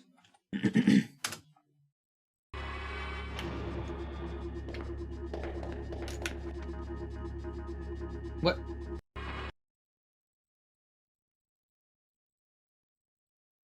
Was it here?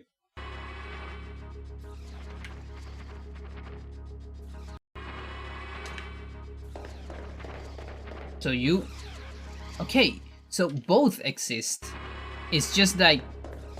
What is the first one that I'm gonna take? But both are functional. The other one gets unfunctional once I enter a fight. I don't have frame advance, so I can't really make both trigger at the same time. You know, in like the same frame. Can get relatively close to it, but...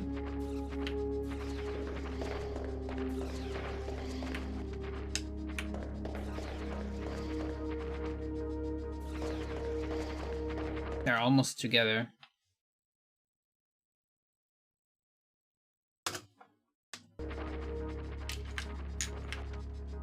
So now there's two of them. And that's a third one. Okay, hang on. I need to move them this way so I can actually enter. And that's the third one. It doesn't even do the animation this time. Also, the game is lagging a little bit. The army of Spica.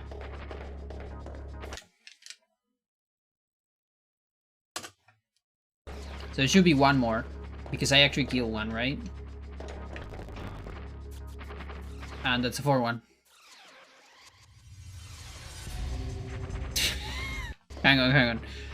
We gotta put... Okay, so that is 3, yeah.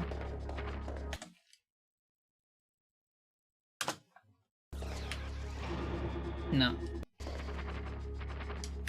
Oh, I guess sometimes I just touch the door when I teleport. Maybe. That's my guess, yeah.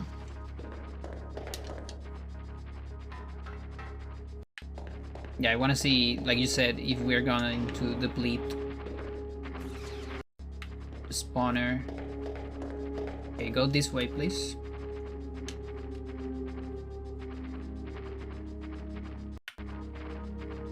So I can open the door. So that's the 4th one.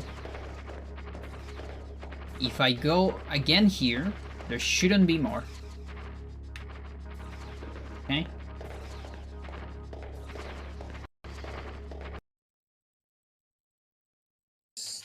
Last time, probably.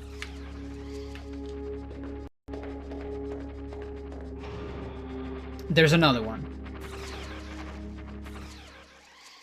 So we can just keep going here.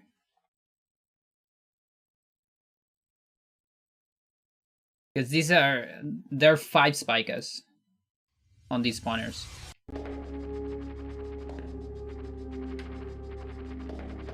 Now the game is struggling here a lot.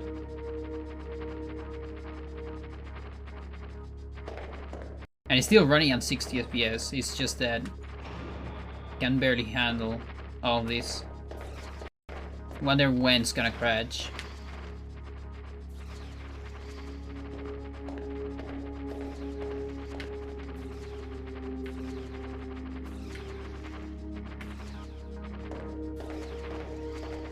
Really is an army.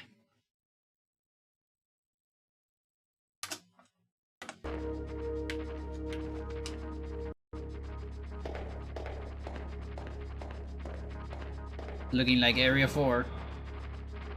And there's another one. Alright. Let's get on a fight.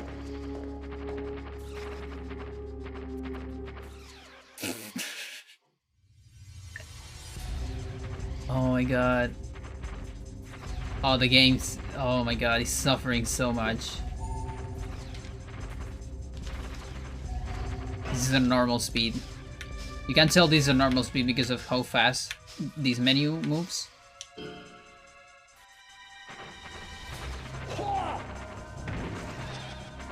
Is this the hybrid heaven we were promised on this game?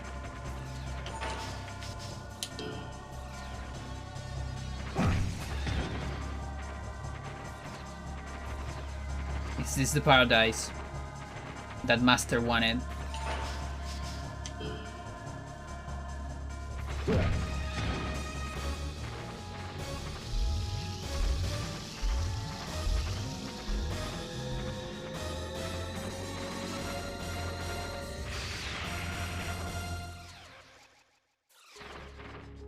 And yeah, then they just stay there.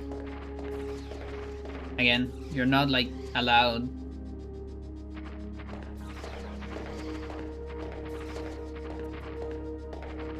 Okay, let's unload this hell.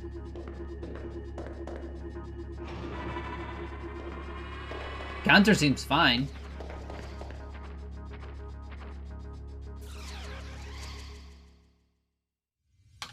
Alright, I'll go back a little bit.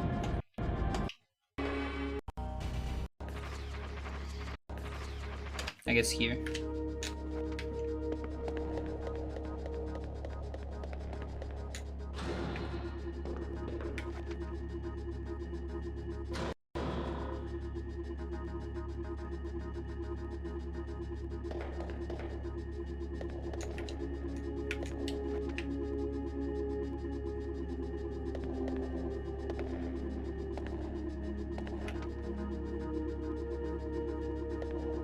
That would have been interesting to maybe grab the ceiling or something.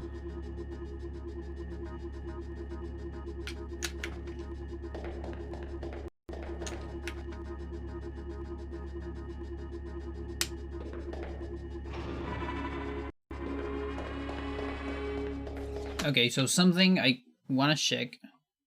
Another thing I want to check is fully functional door after this.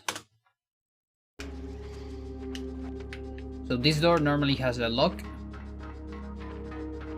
And yeah, it's fully functional without the lock. And then like, what happens if I go back and the lock is right there? Yeah, you just go through the lock. Which means the lock is just collision. It's not a trigger, doesn't have any kind of special property, it's just fucking collision. So again, if we ever find some kind of technology to go a little bit faster, or something, so you can actually clip here into the door and touch the door, I bet you can open the door.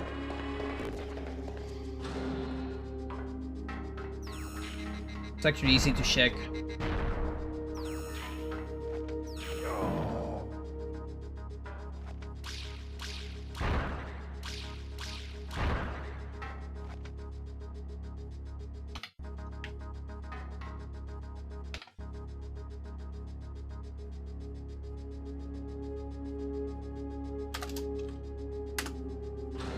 Yep.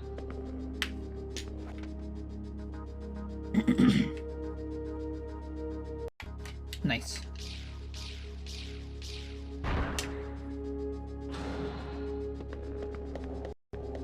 So we already saw behind this there's nothing. And then there's Pollux. One of the things I want to know if this trigger is like, does it matter entering the trigger or just being inside of it? Those are two different things. Yeah, believe me. I learned that with Eternal Darkness. Some triggers are like an area and others are just a barrier.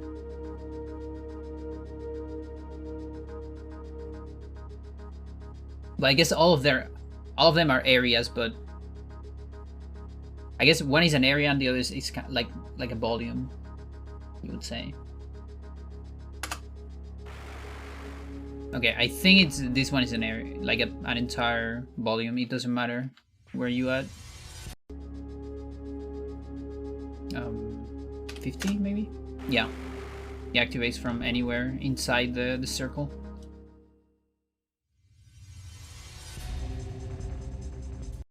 Yeah, makes sense.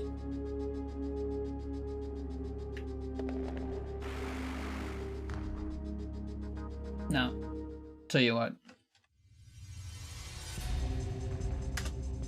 What if I want to go down?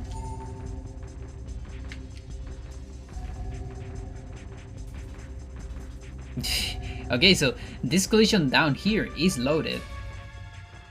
I am actually down here.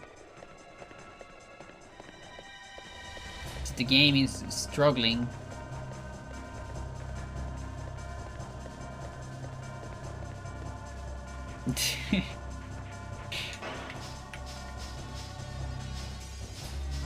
I got rid of my gun.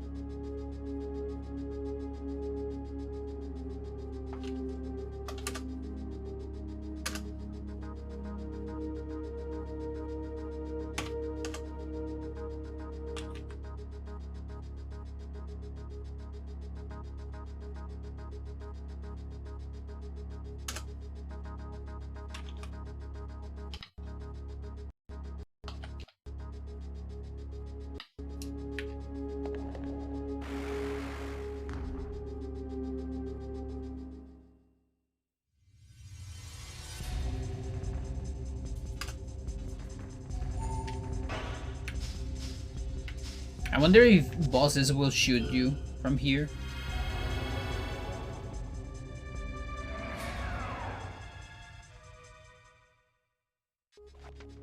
Oh my god, look at that. We start here.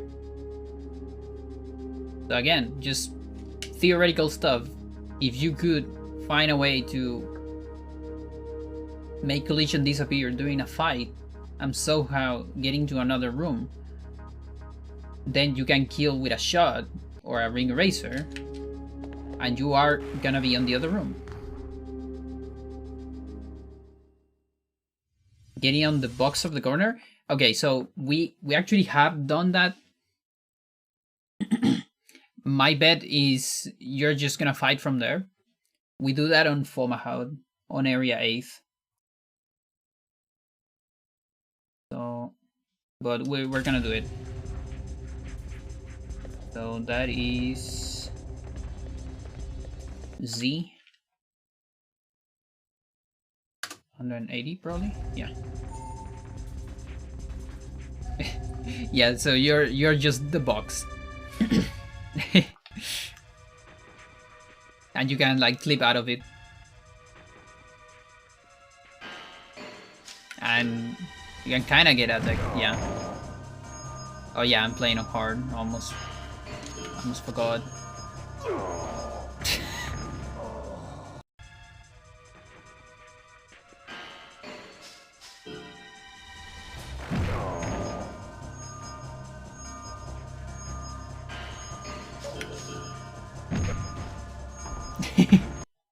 You get the wall animation there.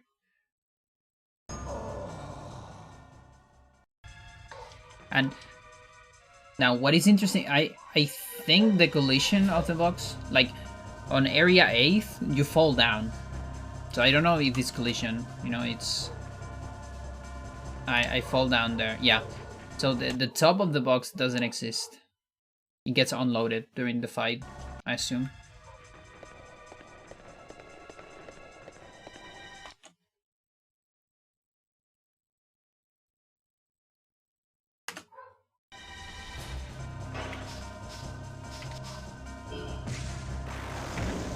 Yeah, you can just shoot. It reaches, it doesn't care about the collision on the floor.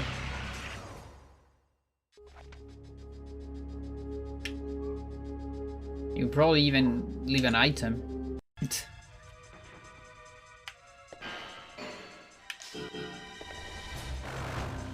That would have killed me.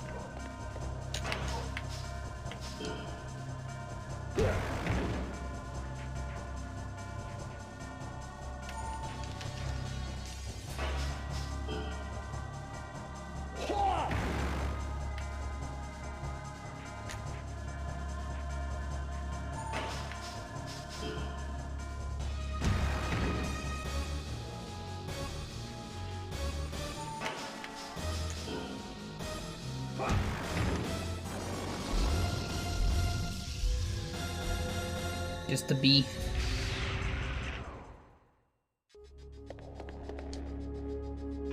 Yeah, because there's normal collision.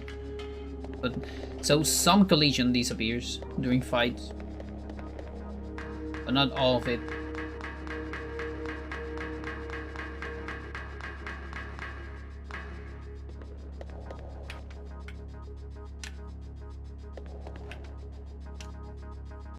Okay. What is a line here?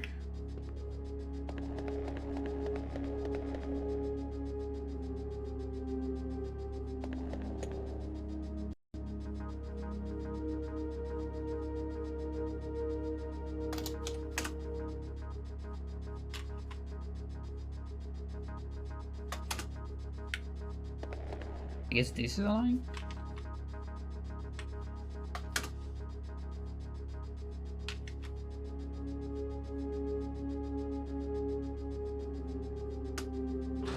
Yep, another one of those doors.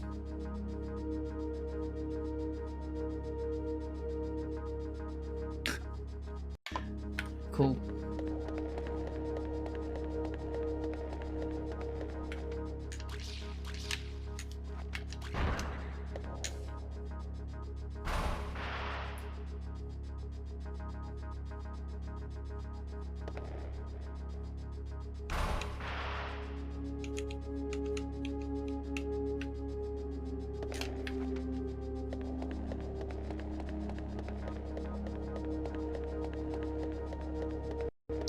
So I wonder if we can do something similar with Seginus.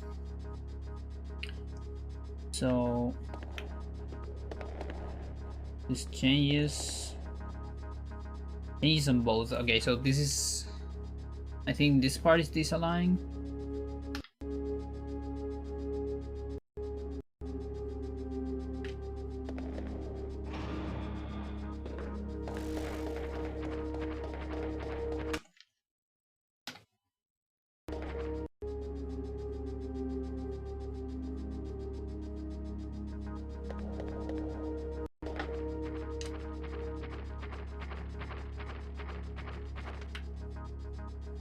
So Xenos is here.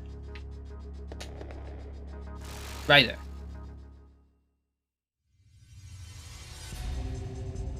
And this time, there's collision on both sides. Interesting. The door doesn't work though.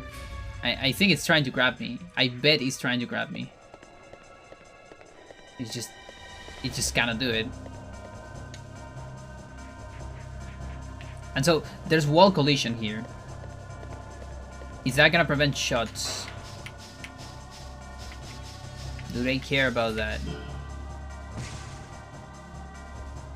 It prevents shots. Look at that. This means you can actually fail shots on some fights. Because there is, like, again, the Fomalhaut fight on Area 8 has a box. I guess you could just fail that. Because I'm almost sure it guarded. Oh no. Maybe I just normally, I don't know. Hard to know, I guess.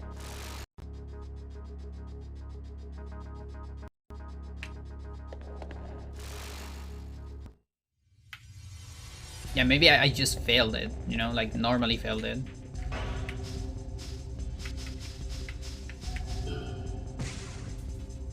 Yeah, that's definitely a fail. Never mind. It just doesn't care about it.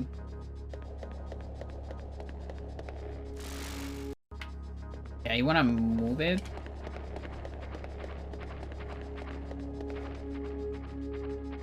What the fuck? My dude, how do you do that?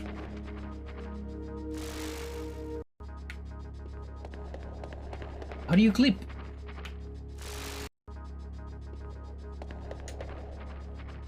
Why are you able to do that? But not from here? Combat has evolved. But you know what this might mean? Maybe the door only has collision when you get close to it. Like if I'm far away enough from the door, the collision disappears. That's my guess. That would be so fucking funny.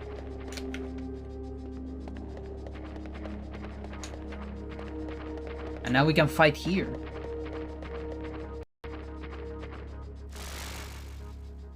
I actually just have this fight here. What about the ladder? Okay, hang on. First... Yes, there's the other.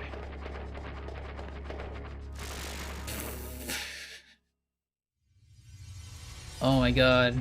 Nice.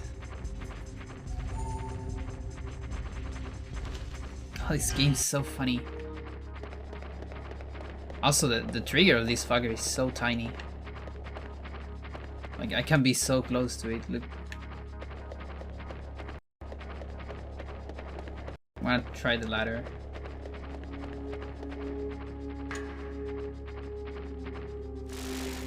Oh yeah, you just doesn't exist.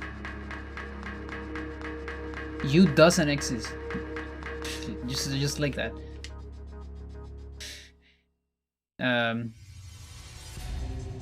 Okay. Yeah, I bet just a special property of ladder, I guess. Shoot down. Yeah. Shots don't give a shit about collision.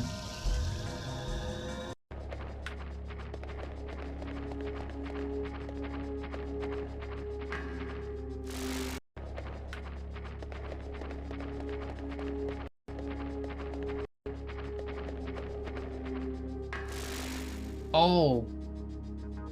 I actually entered that fight. I kinda entered that fight. Like right before getting into the thing. There. It's kinda trigger. Maybe, do you think this might be like a fight storage? I was not ready for today. Yeah, me too. Like, the thing is, yesterday I discovered the coordinates finally. And I was waiting for this moment to, like, you know, test everything, because there's so many things you can test with coordinates.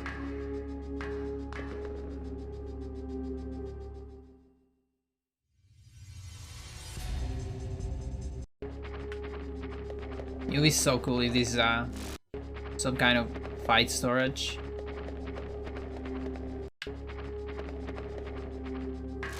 Because right there, it kind of started, I think.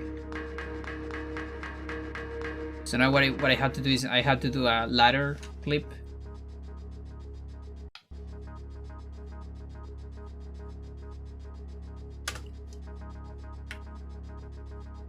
It is storage. Look at that.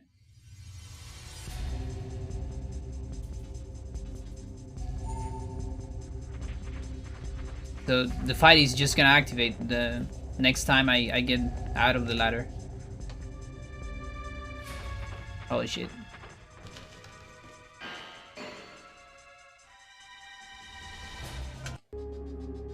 Okay, so this is the unhack part so far.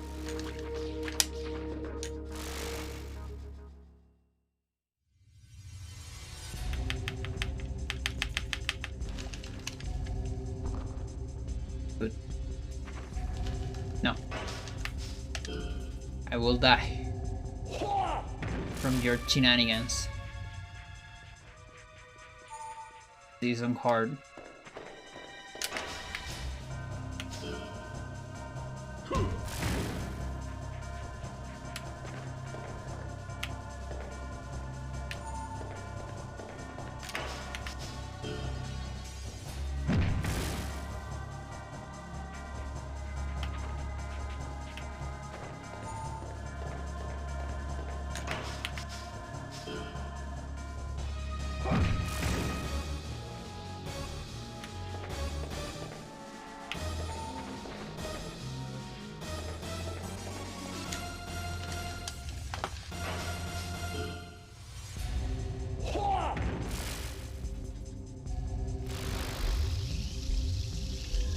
It's harder to get double SSQ.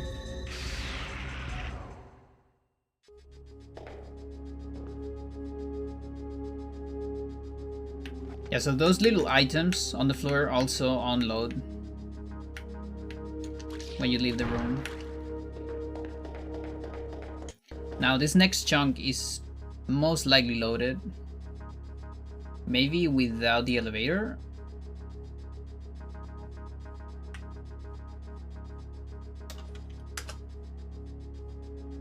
Alright, never mind that.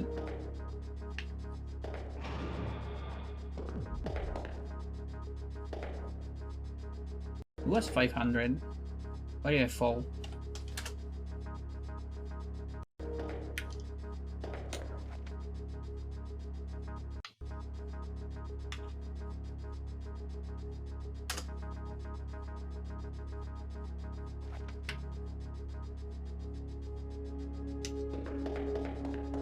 Not a whole lot on that room.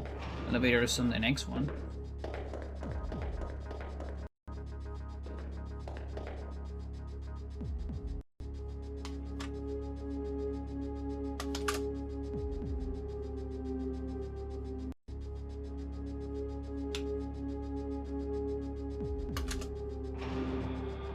Oh yeah, this is a different chunk.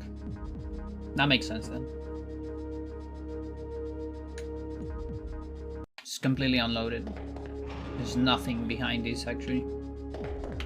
And nothing back here, of course. Yeah.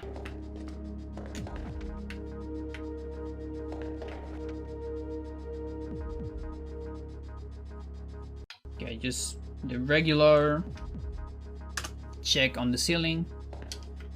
Yeah, seems fine. And now let's see if this elevator behaves like the other one. There's also a lot of places that would be nice to see here, but I don't think I can. Because this elevator has a lot of interesting stuff going on. You see, you go here, and you see this massive place that you never get access to.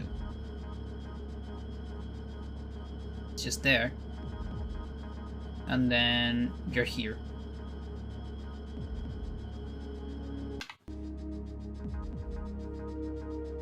So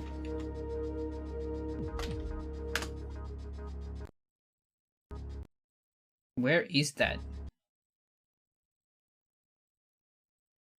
Is it nowhere? And you see the elevator follows you. So funny.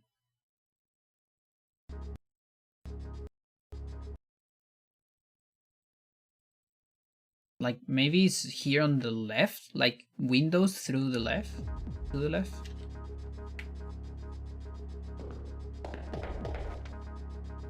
I don't really have power over the camera, sadly.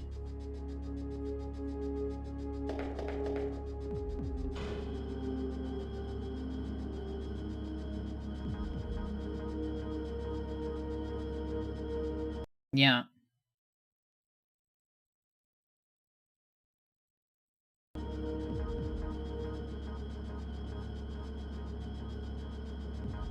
Maybe I'm just somewhere else here, you know, like this is the magic of montage, and I'm on a completely different place.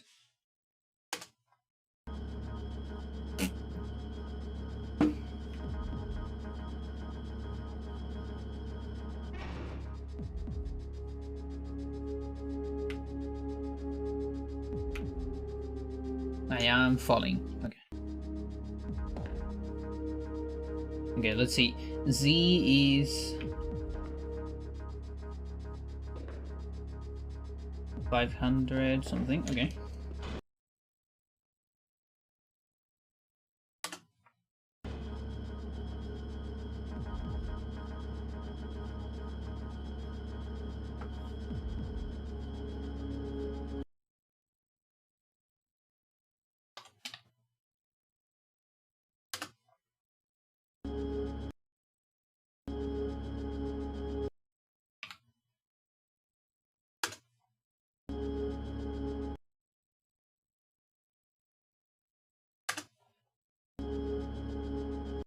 Hmm.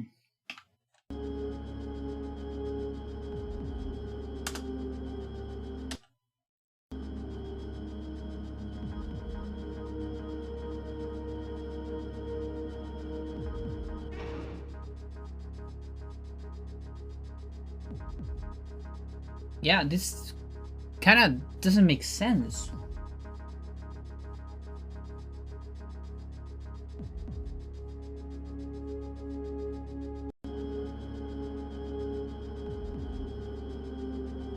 Okay, it really feels like just a completely random place.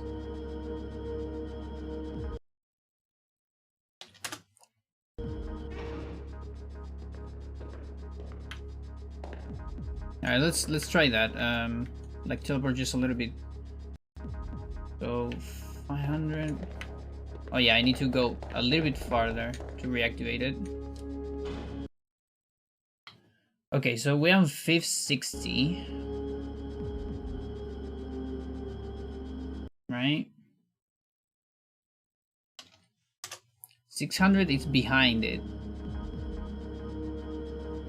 Okay. And then like 530, it's here.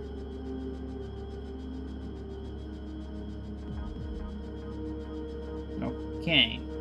Yeah, that makes a little bit of sense, but where I am here, like up here.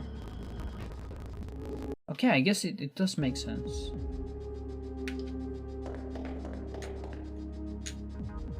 It's pretty weird.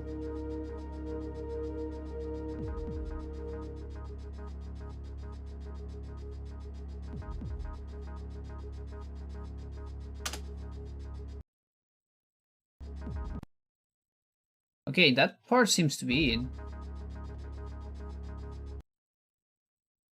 It's just hard to access. It's hard to see because the collision textures only show one way when you see them from the inside. But when you see collision from the outside, it's transparent. So I guess it is probably there. What we need here is free camera, honestly. But I don't have that. on this.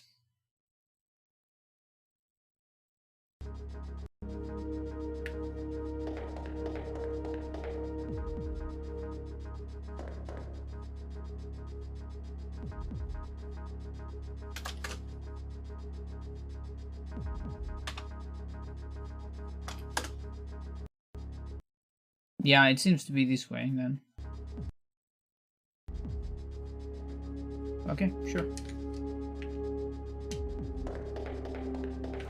Sure thing.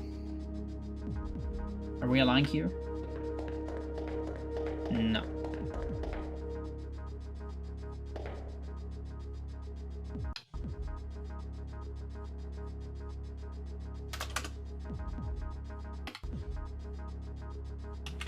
I'm gonna clip into this thing.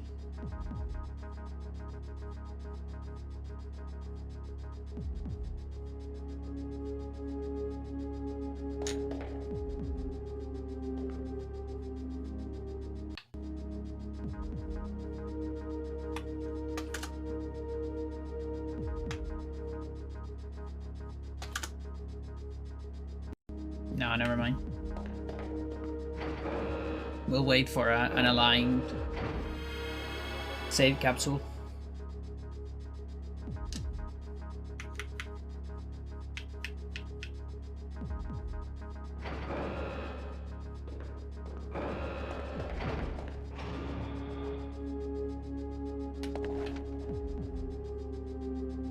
Okay, this guy might be another one of those triggers.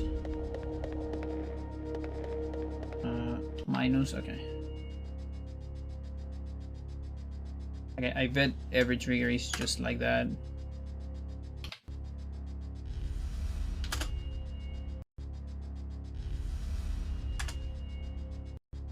Much.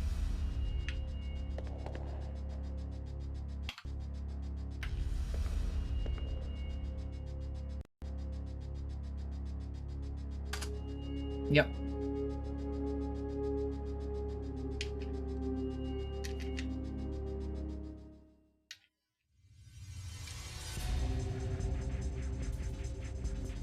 And hang on.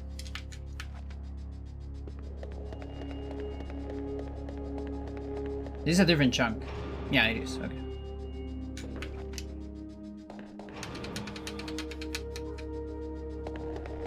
So let's... This thing right here should be loaded.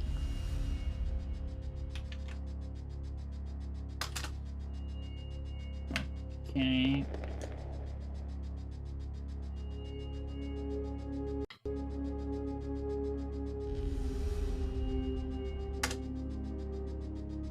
It's not?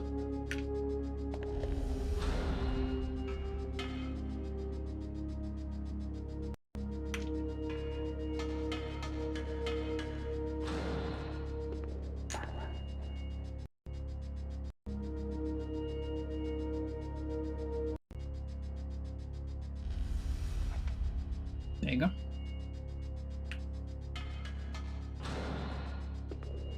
It's these two guys. Two brothers. I can't really tell. It is. Look at that. Holy shit, it's the actual clones. Yes, I did.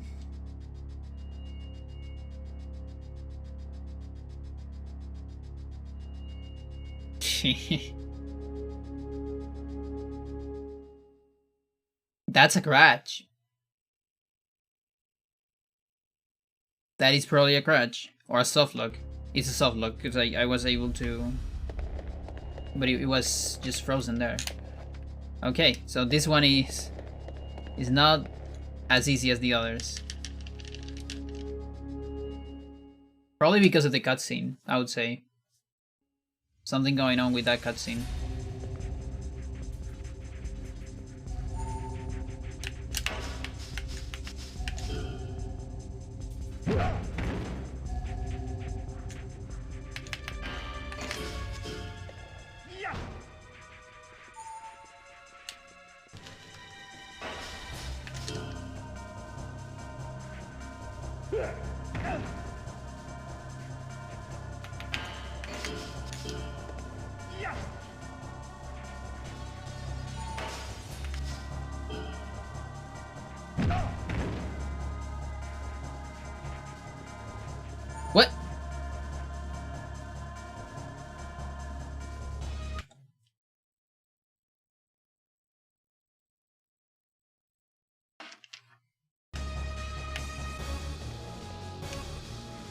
Wait.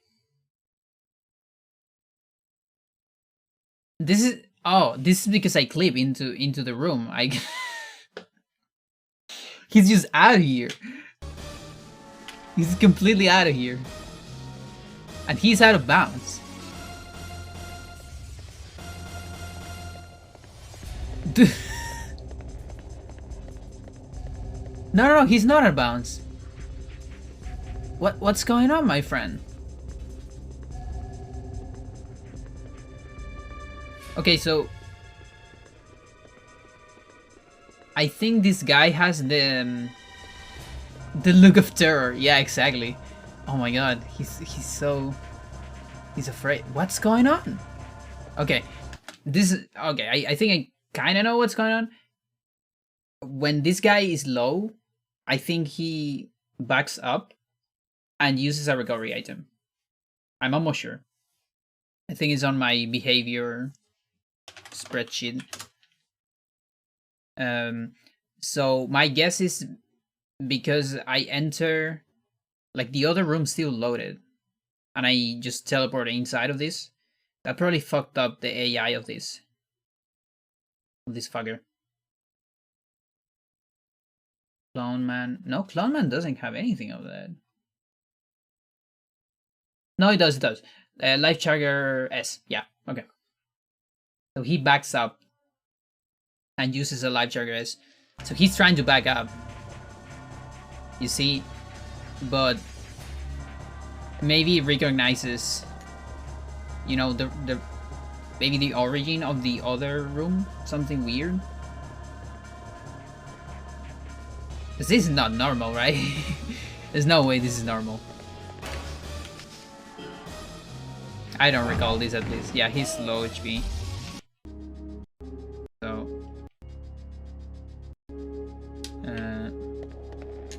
this is okay.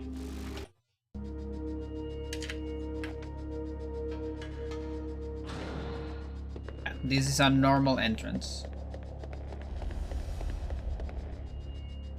Yeah, okay.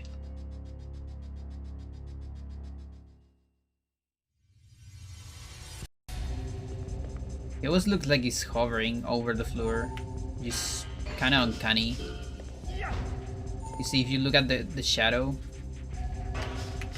and the actual model. I don't know if that's an emulator thing, it could be.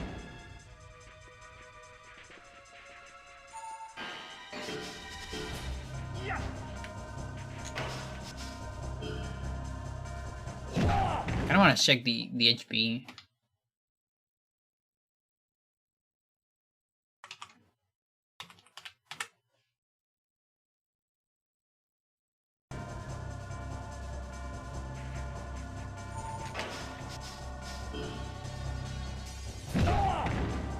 Counter. Look at this fucker. Do I have that on behavior? Hang on.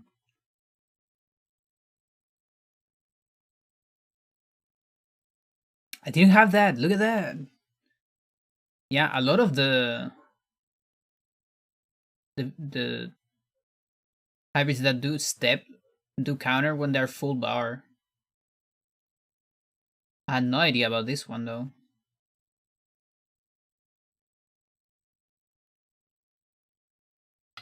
Unless that's a hard thing, but I don't think hard changes behavior, honestly. I don't think so.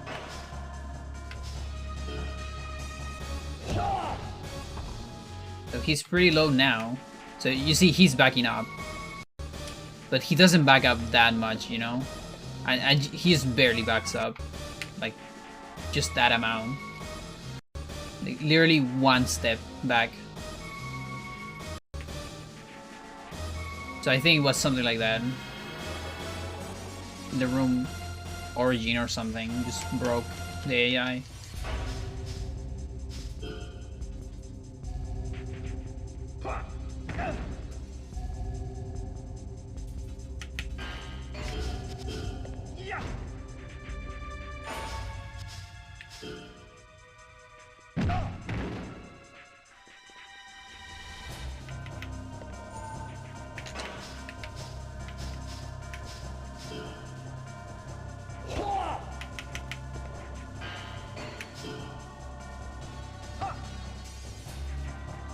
Guess we're gonna learn that.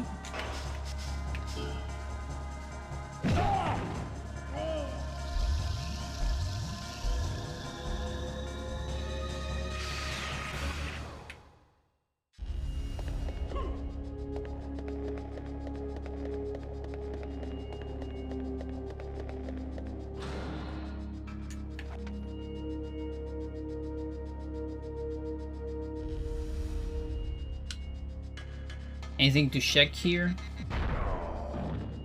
Like there is a Nows upstairs, which I think I'm gonna fight for, or I guess it doesn't matter really.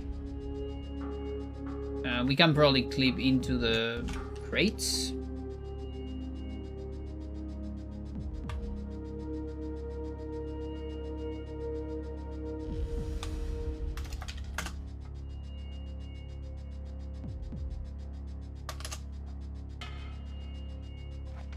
Yeah, and there's just normal floor behind them, or inside of them.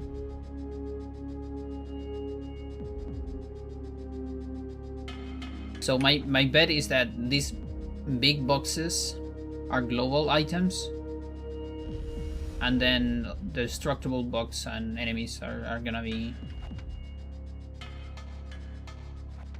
local items that appear when you enter the room.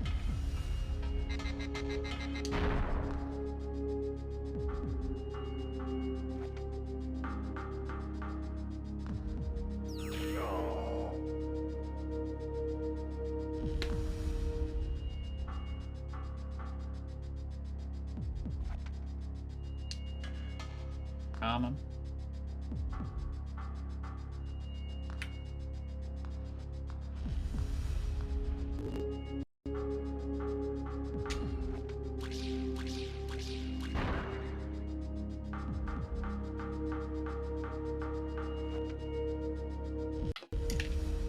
So yeah, I bet you can do the same here, you know, with nows.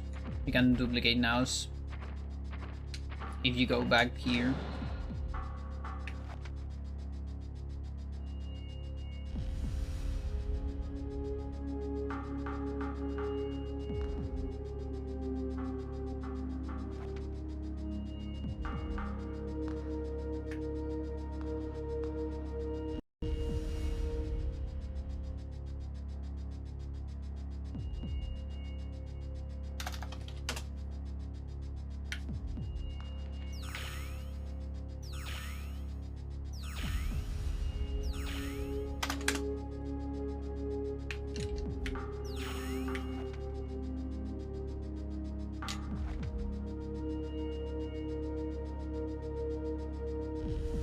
Ceiling check.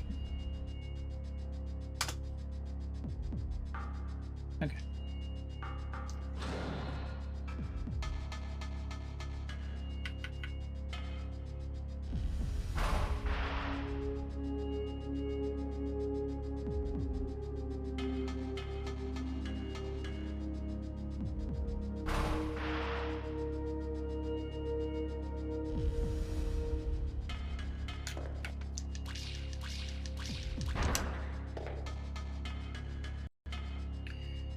And then there's supposed to be collision below these, or not? No. Yeah, yeah, you can see it from the map, but that's a different chunk.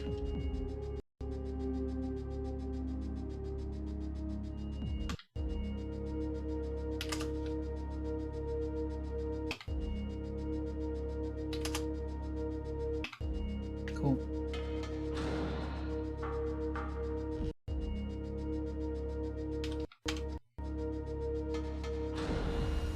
Okay, we know we can't really copy chess, but this is the racer, so we're gonna double check on this one because it's an important one.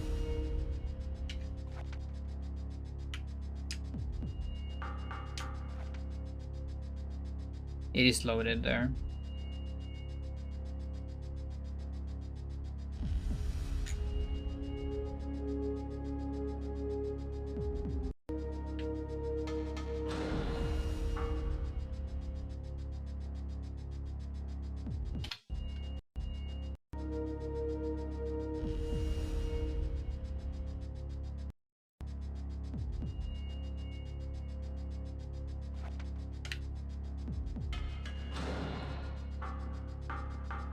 So this gives me double enemies.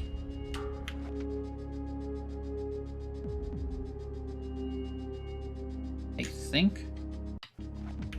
Or double box at least. Yeah.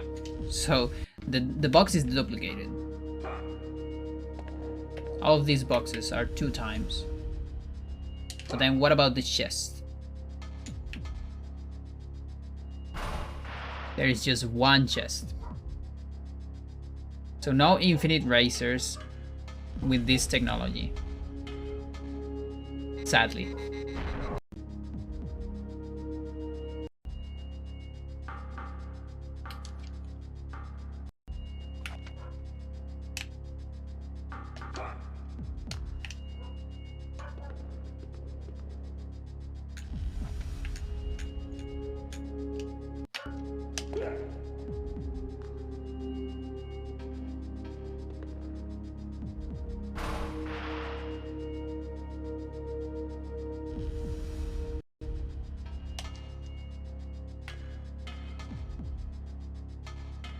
You actually kinda clip on one of these beams when you're jumping.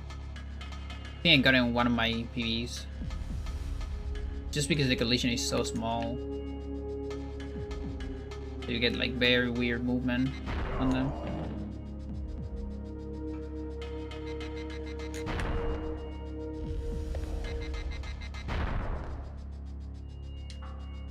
I think there's anything interesting up.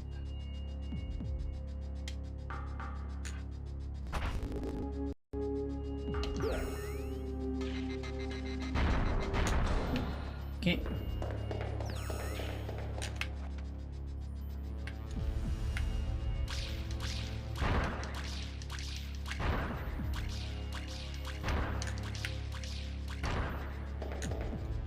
Wanna check on this floor.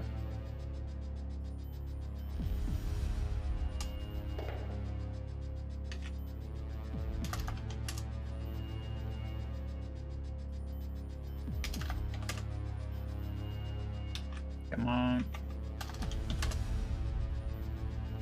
Pushes me up.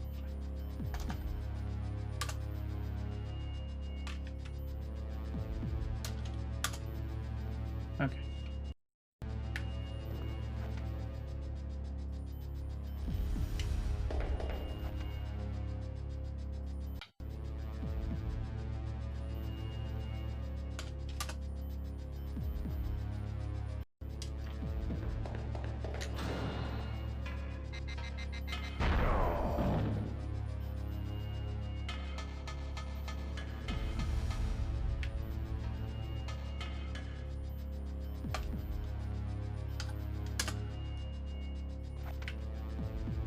Yeah. Just normal. And then this is the new chunk.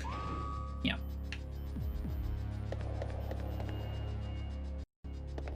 Yeah, landmines just fall sometimes.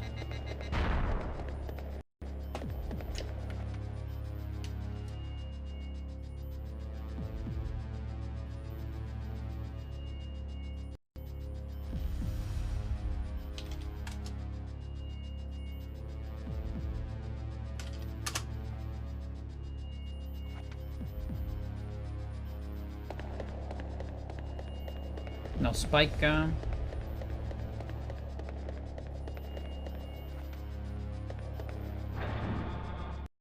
Sense.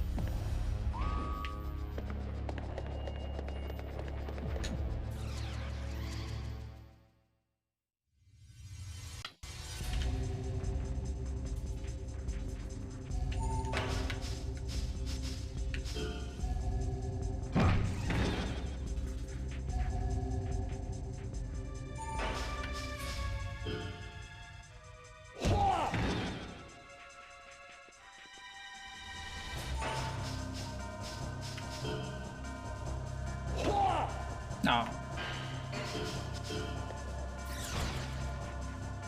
Oh, I kind of want that actually.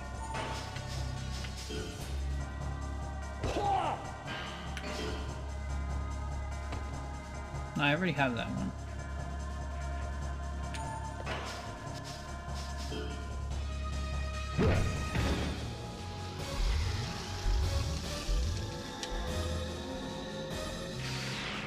The locked door isn't a new chunk, is it? Which one is the... Which one you mean?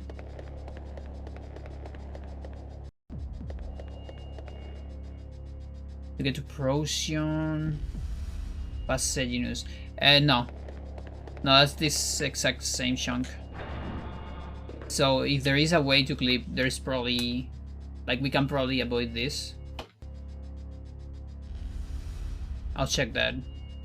Let me just check Pollux first. Like, okay. I want to check for a double Pollux.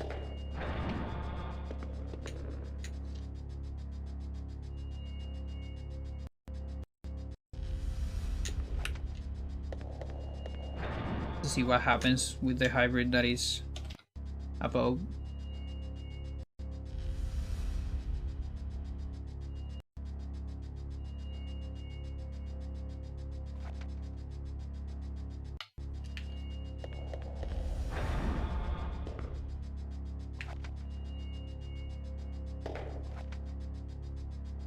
It's lagging a little bit, like a tiny bit, so I bet there's two of them.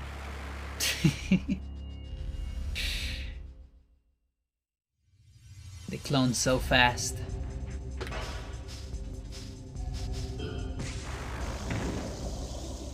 Yeah, exactly.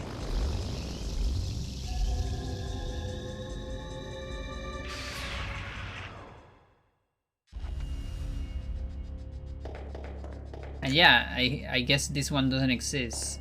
It still follows you, but it's just like the Spica, you know, when we have the Clone Wars of Spica army. It still follows me. It's moving around.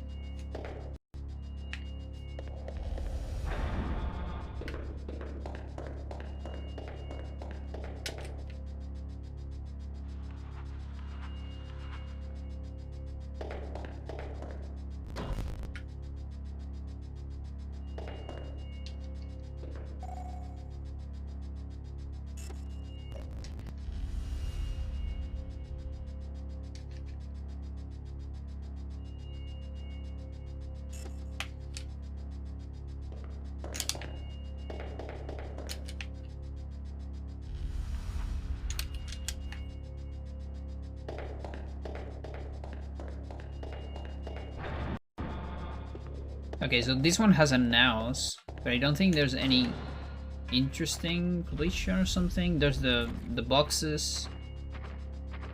So those probably behave the same way, you know?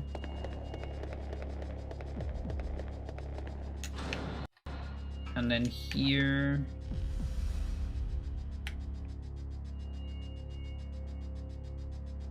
I always wanted to get on top of these walls. I mean, these crates. Because the game doesn't allow you.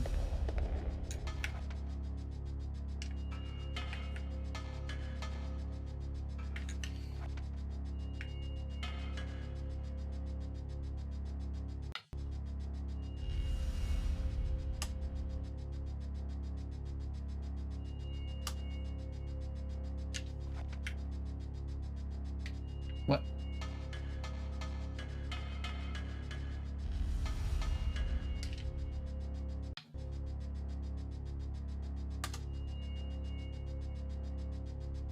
Oh. No, it's not lying. Sure.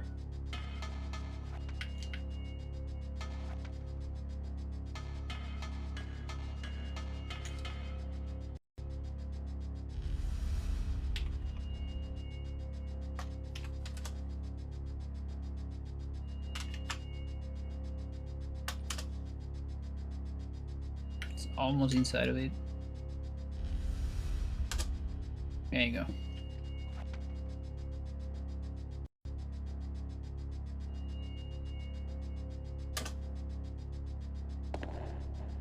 They don't have collision. Sad.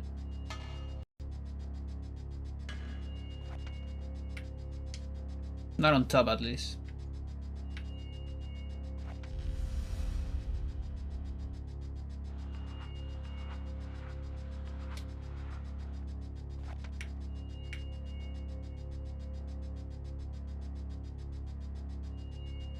This is interesting. So they made these boxes to have collision everywhere.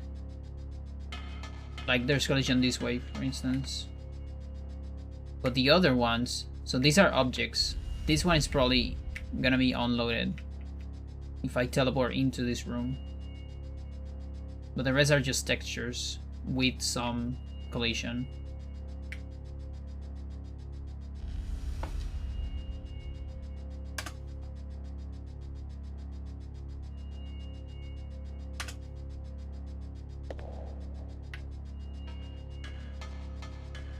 Yep.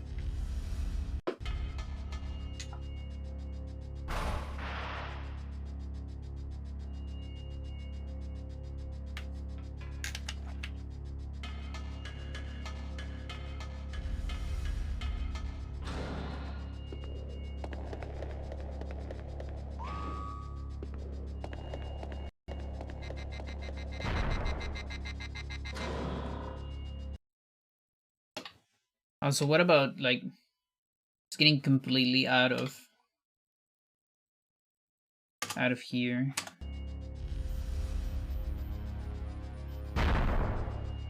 Oh, you fall during the animation even. They really save after that.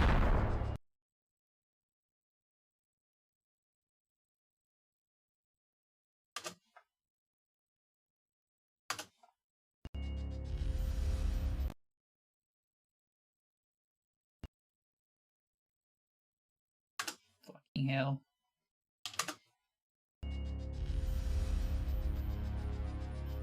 Okay.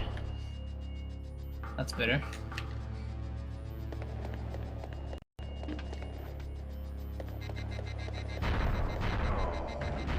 And this is the biggest difference. No, not the biggest, but one of the few differences.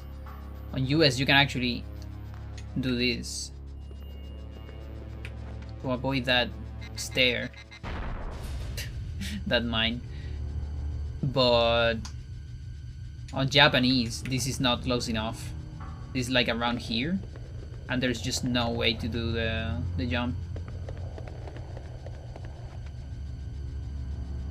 Now, what about the stairs? The stairs are weird. Very weird objects.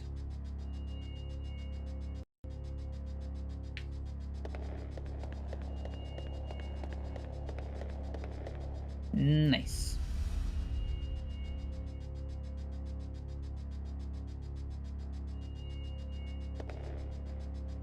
Okay.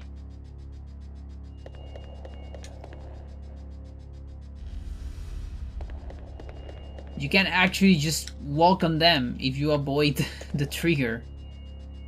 They could have just let us do this. Normal stay.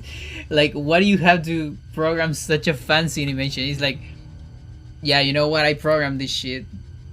Like, I can see this because this is actually something that happens. I'm a developer myself, so I've seen this firsthand. And so it's like, I program all this animation and it's pretty cool. Let's just leave it. Yeah, like, you can't ask me to just get rid of it. Like, it's so cool, right?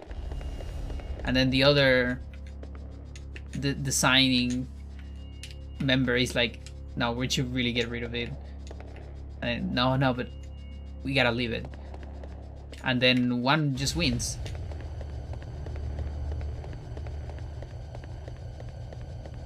Or maybe it's too much work to just get rid of it, you know? And it's already done.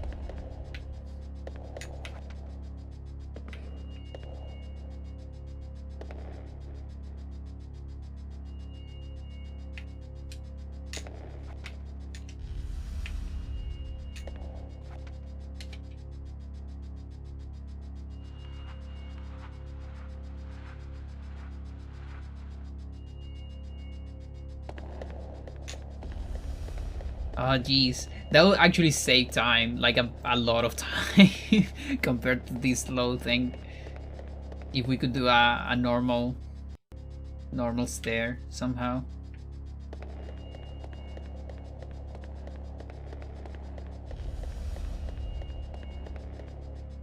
Nice.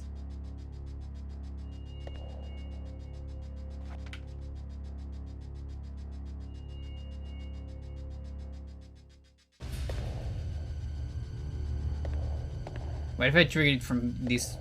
Okay, no. I wanted to trigger it from the other side. You just clip into it.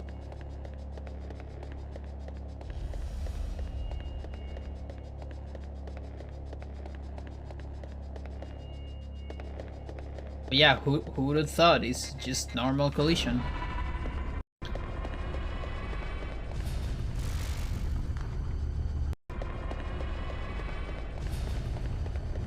Yeah, and so you can just go behind this.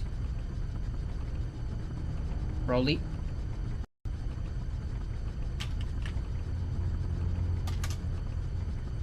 He's on a line though, sadly. This is gonna take me some time.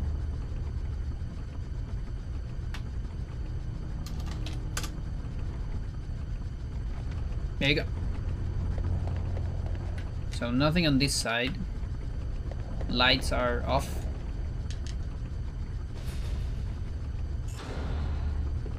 This is too sad news.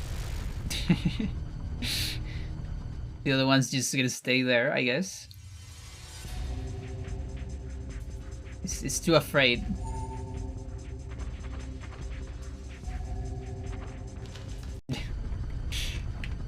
So the lights are kind of broken.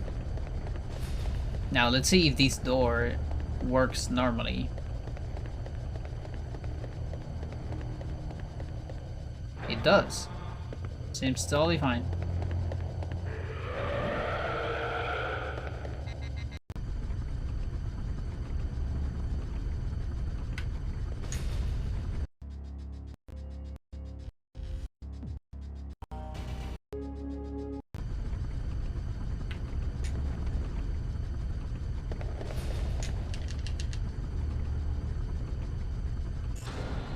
It's really cool to be able to see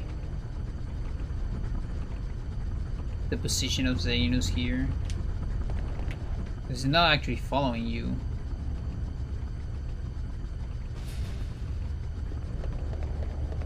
Let's unload that. Go back to normal. There you go. That's just one.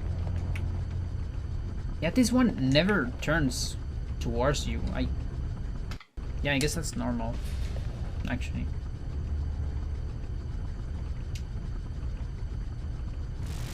There it turned. Maybe it's just broken. I don't know. Maybe I broke it.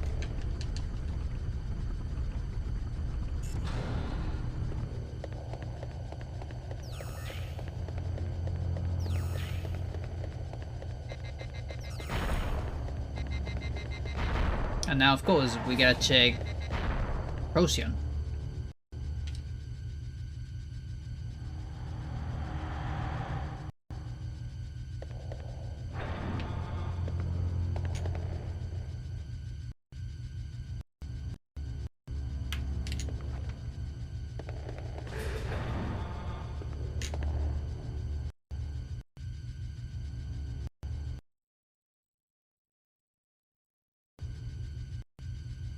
Check this way first.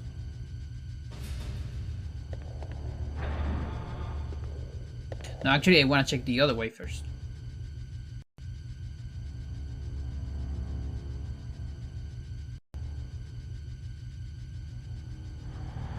But this is less interesting. Yeah, it just doesn't exist. Now, this... Hang on, this is interesting. This door...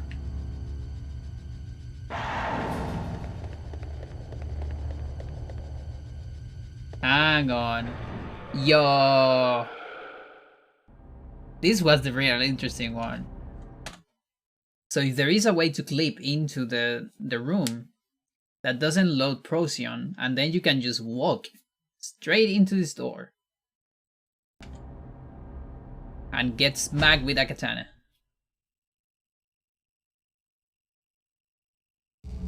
And yeah, we're just fine. Area 2. And what about the other one? The other one is a double Procyon. So it's like, I say this. position. Then go here.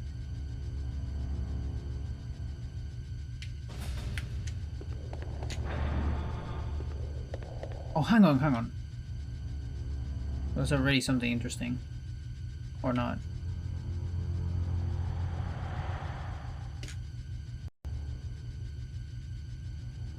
I think the energy effect was on the other room. Yeah, yeah, look.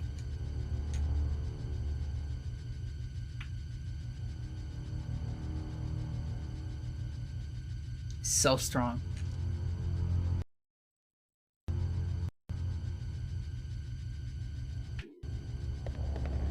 There's a double Procyon. Yeah, look. Look at the fucking energy blast. It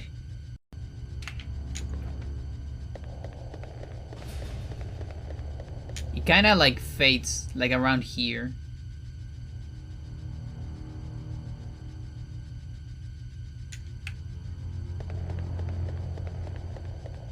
Got back to get food. Yeah, I probably need to go get some myself. Getting a little bit hungry. Oh my god, it's so powerful. Holy shit.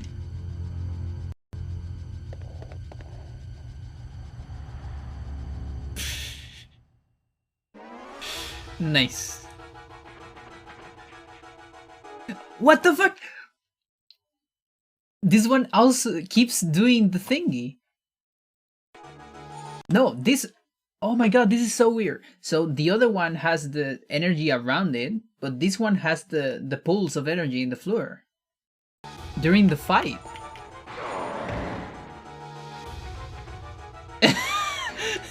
That is how it should be. Oh my god, it's so cool. What the fuck?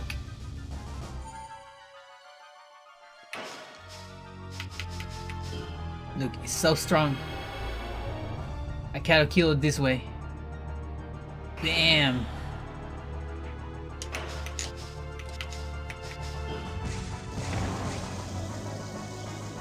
I just want to see what happens when I kill it.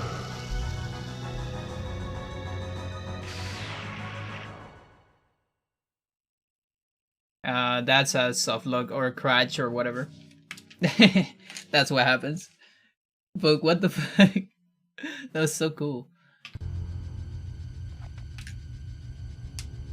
So now the other thing is, can you just like go past the trigger, the Procyon trigger, into the door, something like that. I don't know if this room is aligning. Come on, let me align.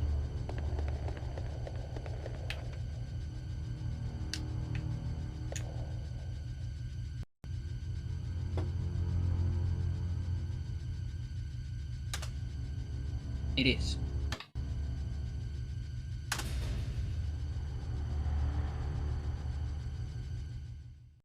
Okay. That was too much. 30. Where am I? Oh, okay, so the trigger goes beyond the door. Because there I was farther away from the door.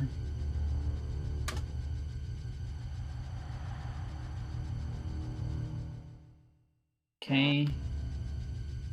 125. I want to just touch the door. Just barely touch the door, maybe. It almost feels like I was touching there, though. So I don't think so.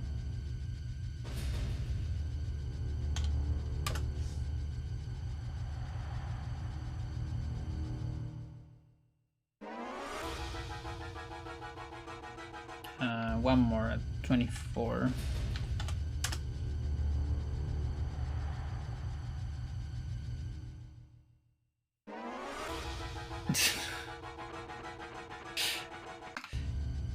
One more. 23. No, that would trigger the door. So I think fights have priority over doors to be triggered. So the only way to skip Procyon would be if you can find a way to clip into Procyon room without using the door, basically.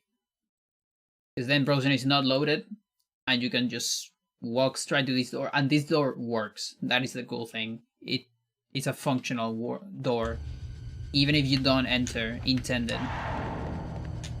The door is just there. It's green, you know.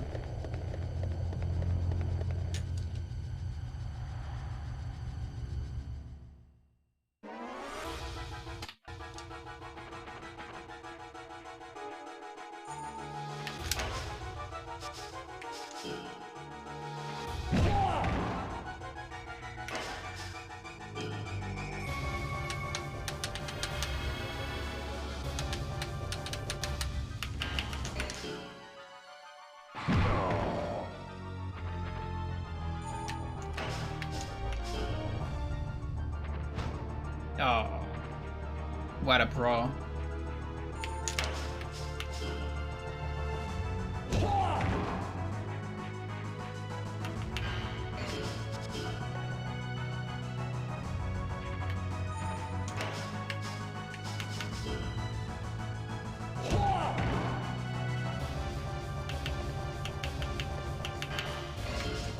I might die. Okay.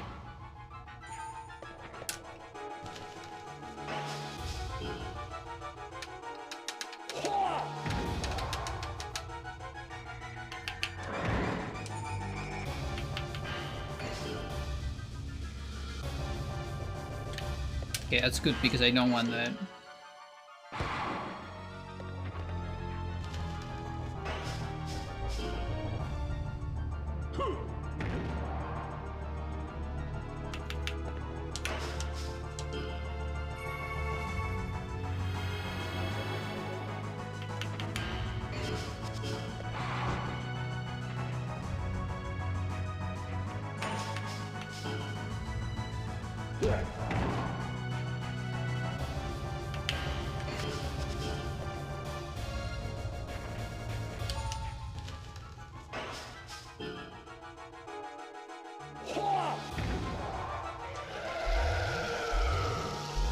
Okay.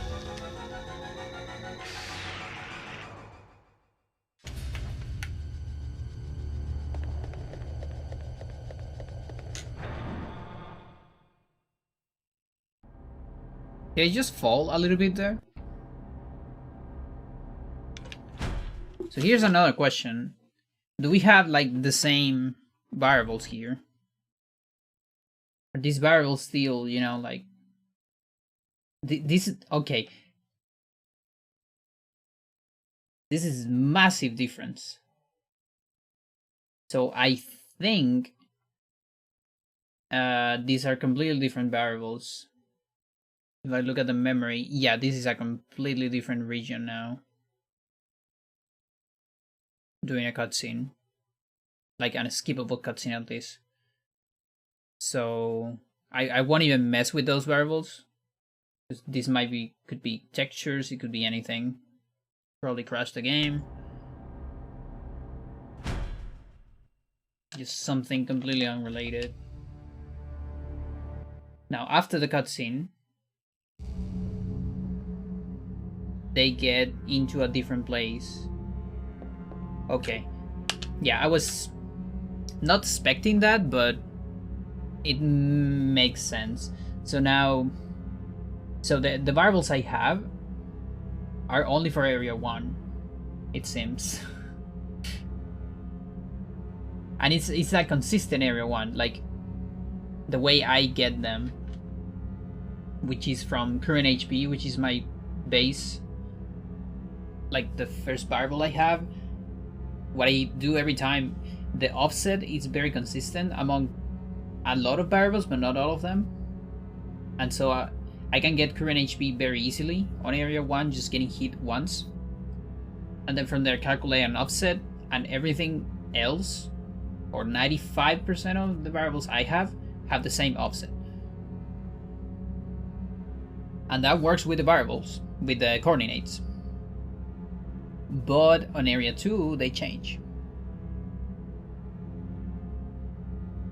Or at least they change after cutscene. Now maybe if I'm load, they're gonna be alright. Like from a reset, you know? Like the first time you load after a reset, something like that.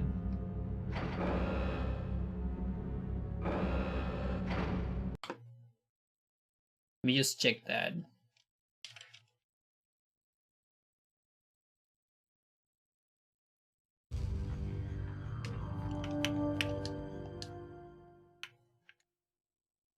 Because yeah, right now they're garbage. That makes sense.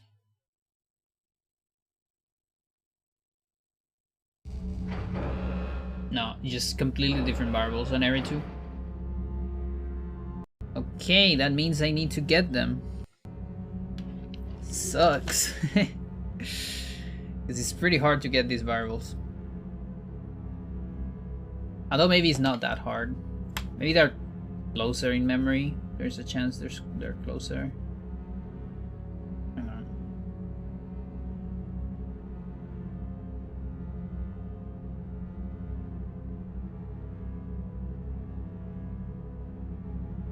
There you go.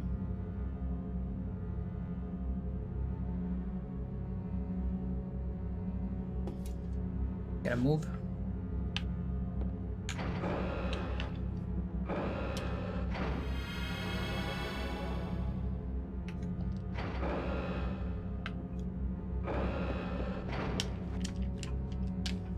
We gotta jump. Change Y.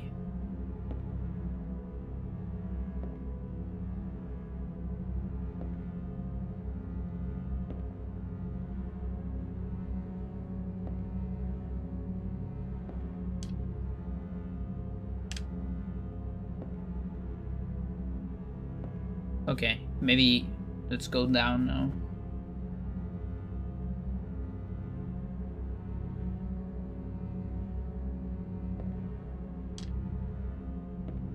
There's something there.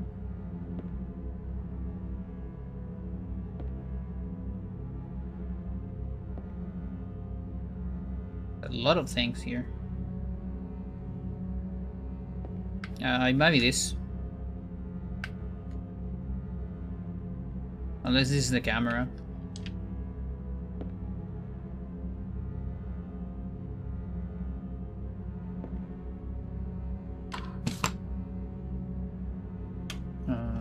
Y.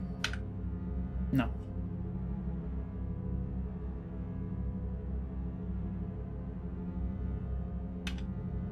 Y area 2.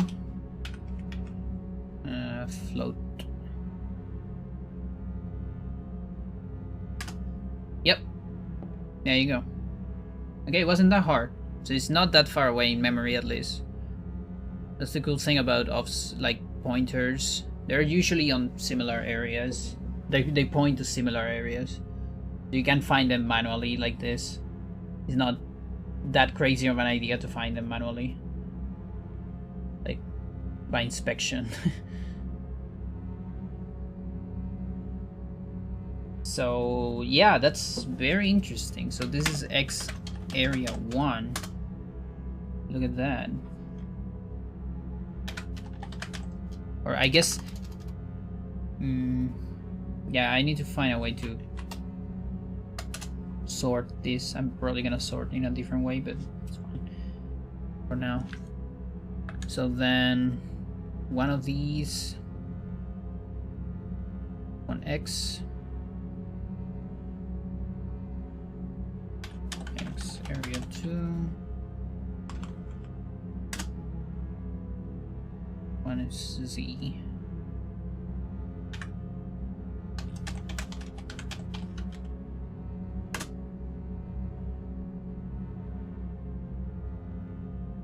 Okay. And then I need to save a backup of this file to calculate the offset later.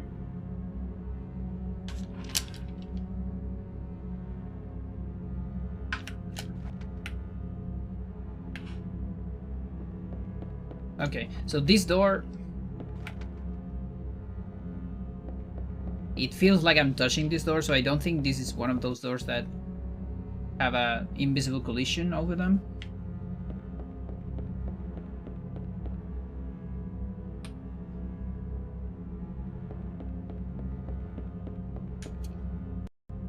I think it's legit just not active.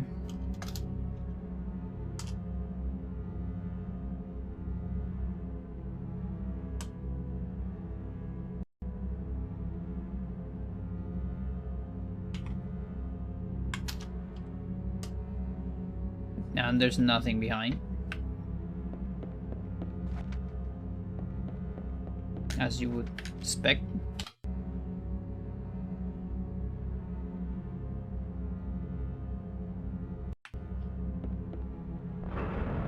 This walks on X. Okay, so it's minus 30.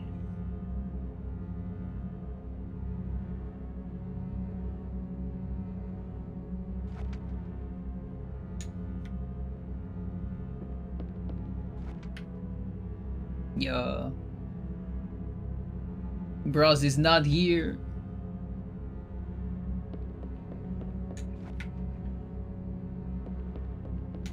So what if we could just, you know, clip into this? Look at that. There's no collision. I mean, there's no texture, but there's still collision.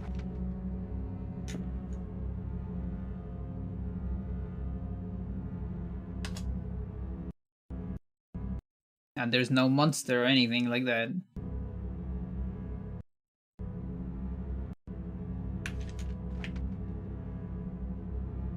Now, what about the lab?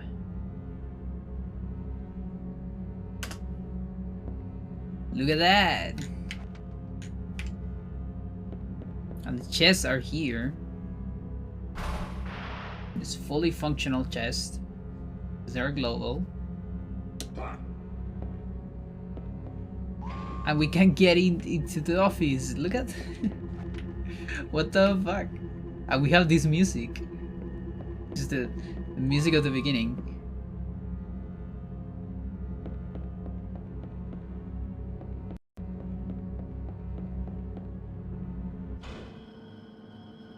Okay, that got rid of the music. The elevator. Now it's fully silent. Like max tension.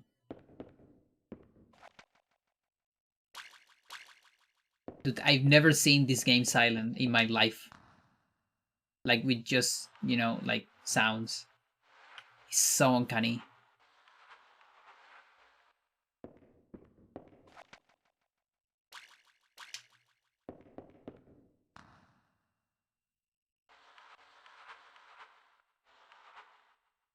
This works fine. Most things are just fine.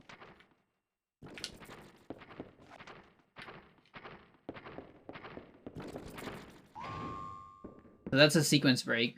If there is a way to get to the office, you could just go here and keep playing area 2 without music, sadly. So it's a bad timeline. So I actually don't want this skip to exist, honestly. This is the best music. Okay, hang on. I want to see what happens if I go back from here. Maybe if the cutscene triggers or something. This is the yeah. So this is the first time I enter this room. So there was kind of a cutscene. Ooh, hello there. Yeah, there you go. How's it going, Gary?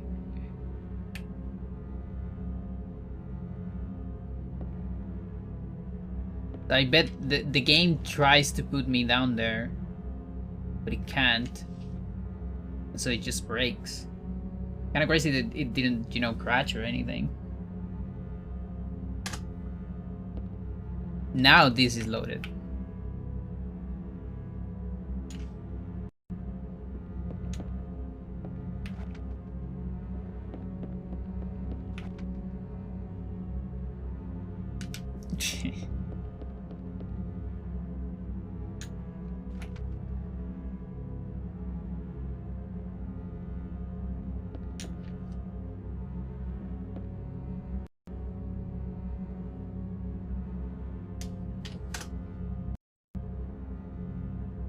Okay, goodbye.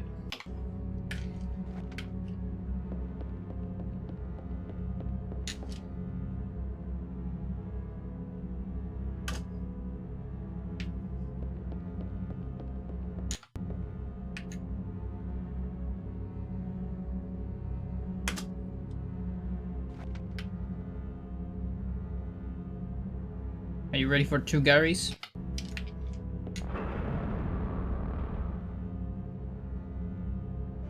Diaz, freeze.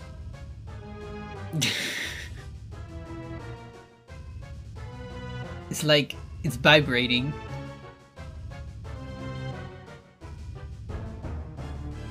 This is the real Gary. Yeah. Look at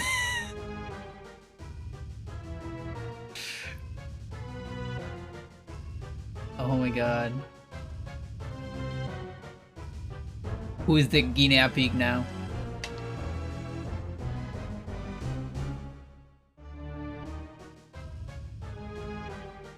Holy shit, you're right. They're both speaking? Yes, both are speaking. Oh, that's so weird.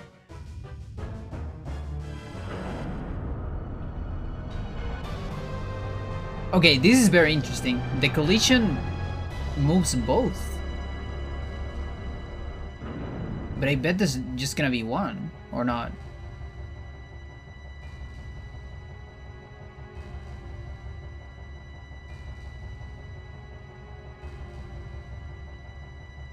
What the fuck? No, it's just 2 of them.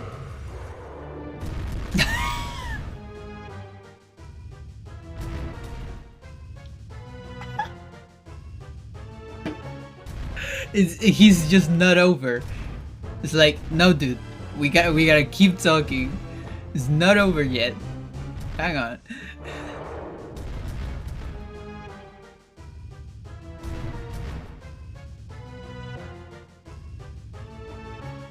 Oh my god.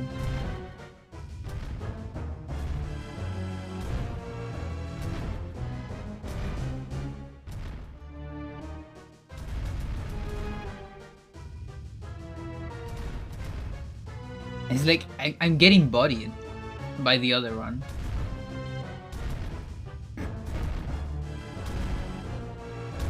There's 2 of them. There was supposed to be another one incoming, but it's just not happening. Yeah, let's get started.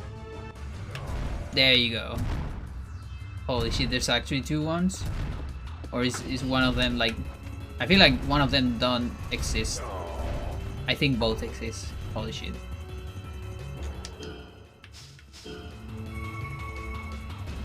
You serious? Welcome to Area 6. Oh my god. And you can spawn more. You can spawn as many as you want. The game barely handles it though. Oh my god. This is the real experiment. This is what Gary wants.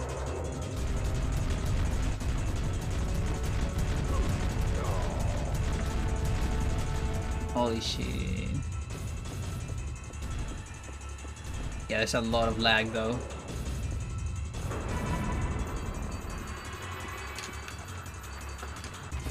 No.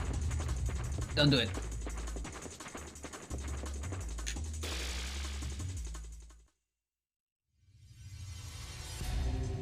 I don't have time for you.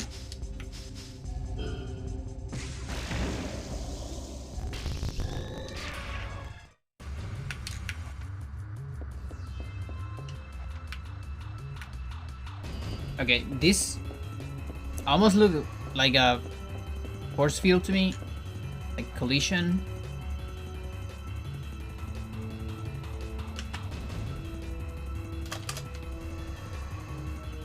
That's too much. What?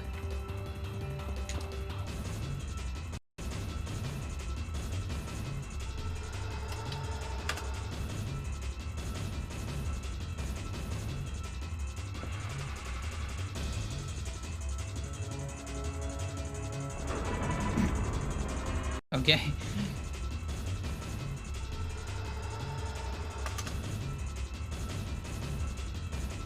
Yeah, this one's... I don't think you... I guess you cannot activate them like the others. Yeah, you just sleep. Is Gary still here?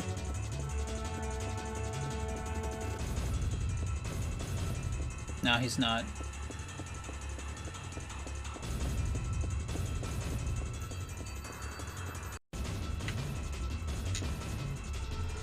Oh my gosh. Alright.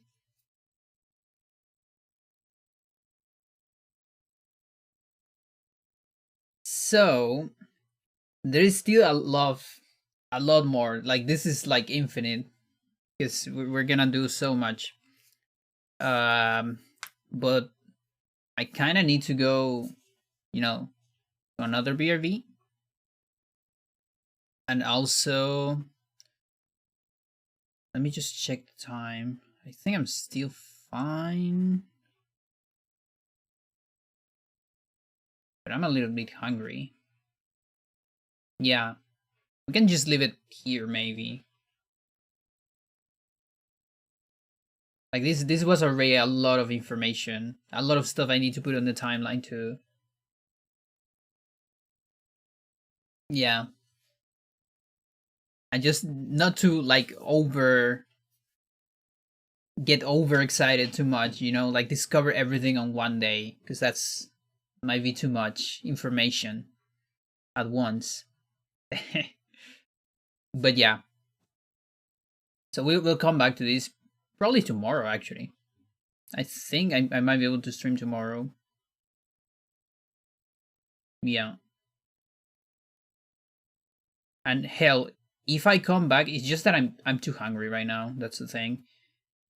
Maybe I come back later, like today, but it would be like Spelunky if I do it.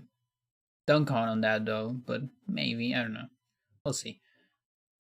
But yeah, probably tomorrow more hybrid, I would say. Because again, this is like exciting shit for sure. At least like hypothetical stuff and again, things that we didn't know about the game before. That's always cool. So yeah. See you probably tomorrow. Can't wait to see the next one if I'm available and what else breaks. Yeah, it's probably gonna be a whole lot. But I think we already scratched most of it though. But it's gonna be funny to keep seeing stuff. So yeah. Bye bye.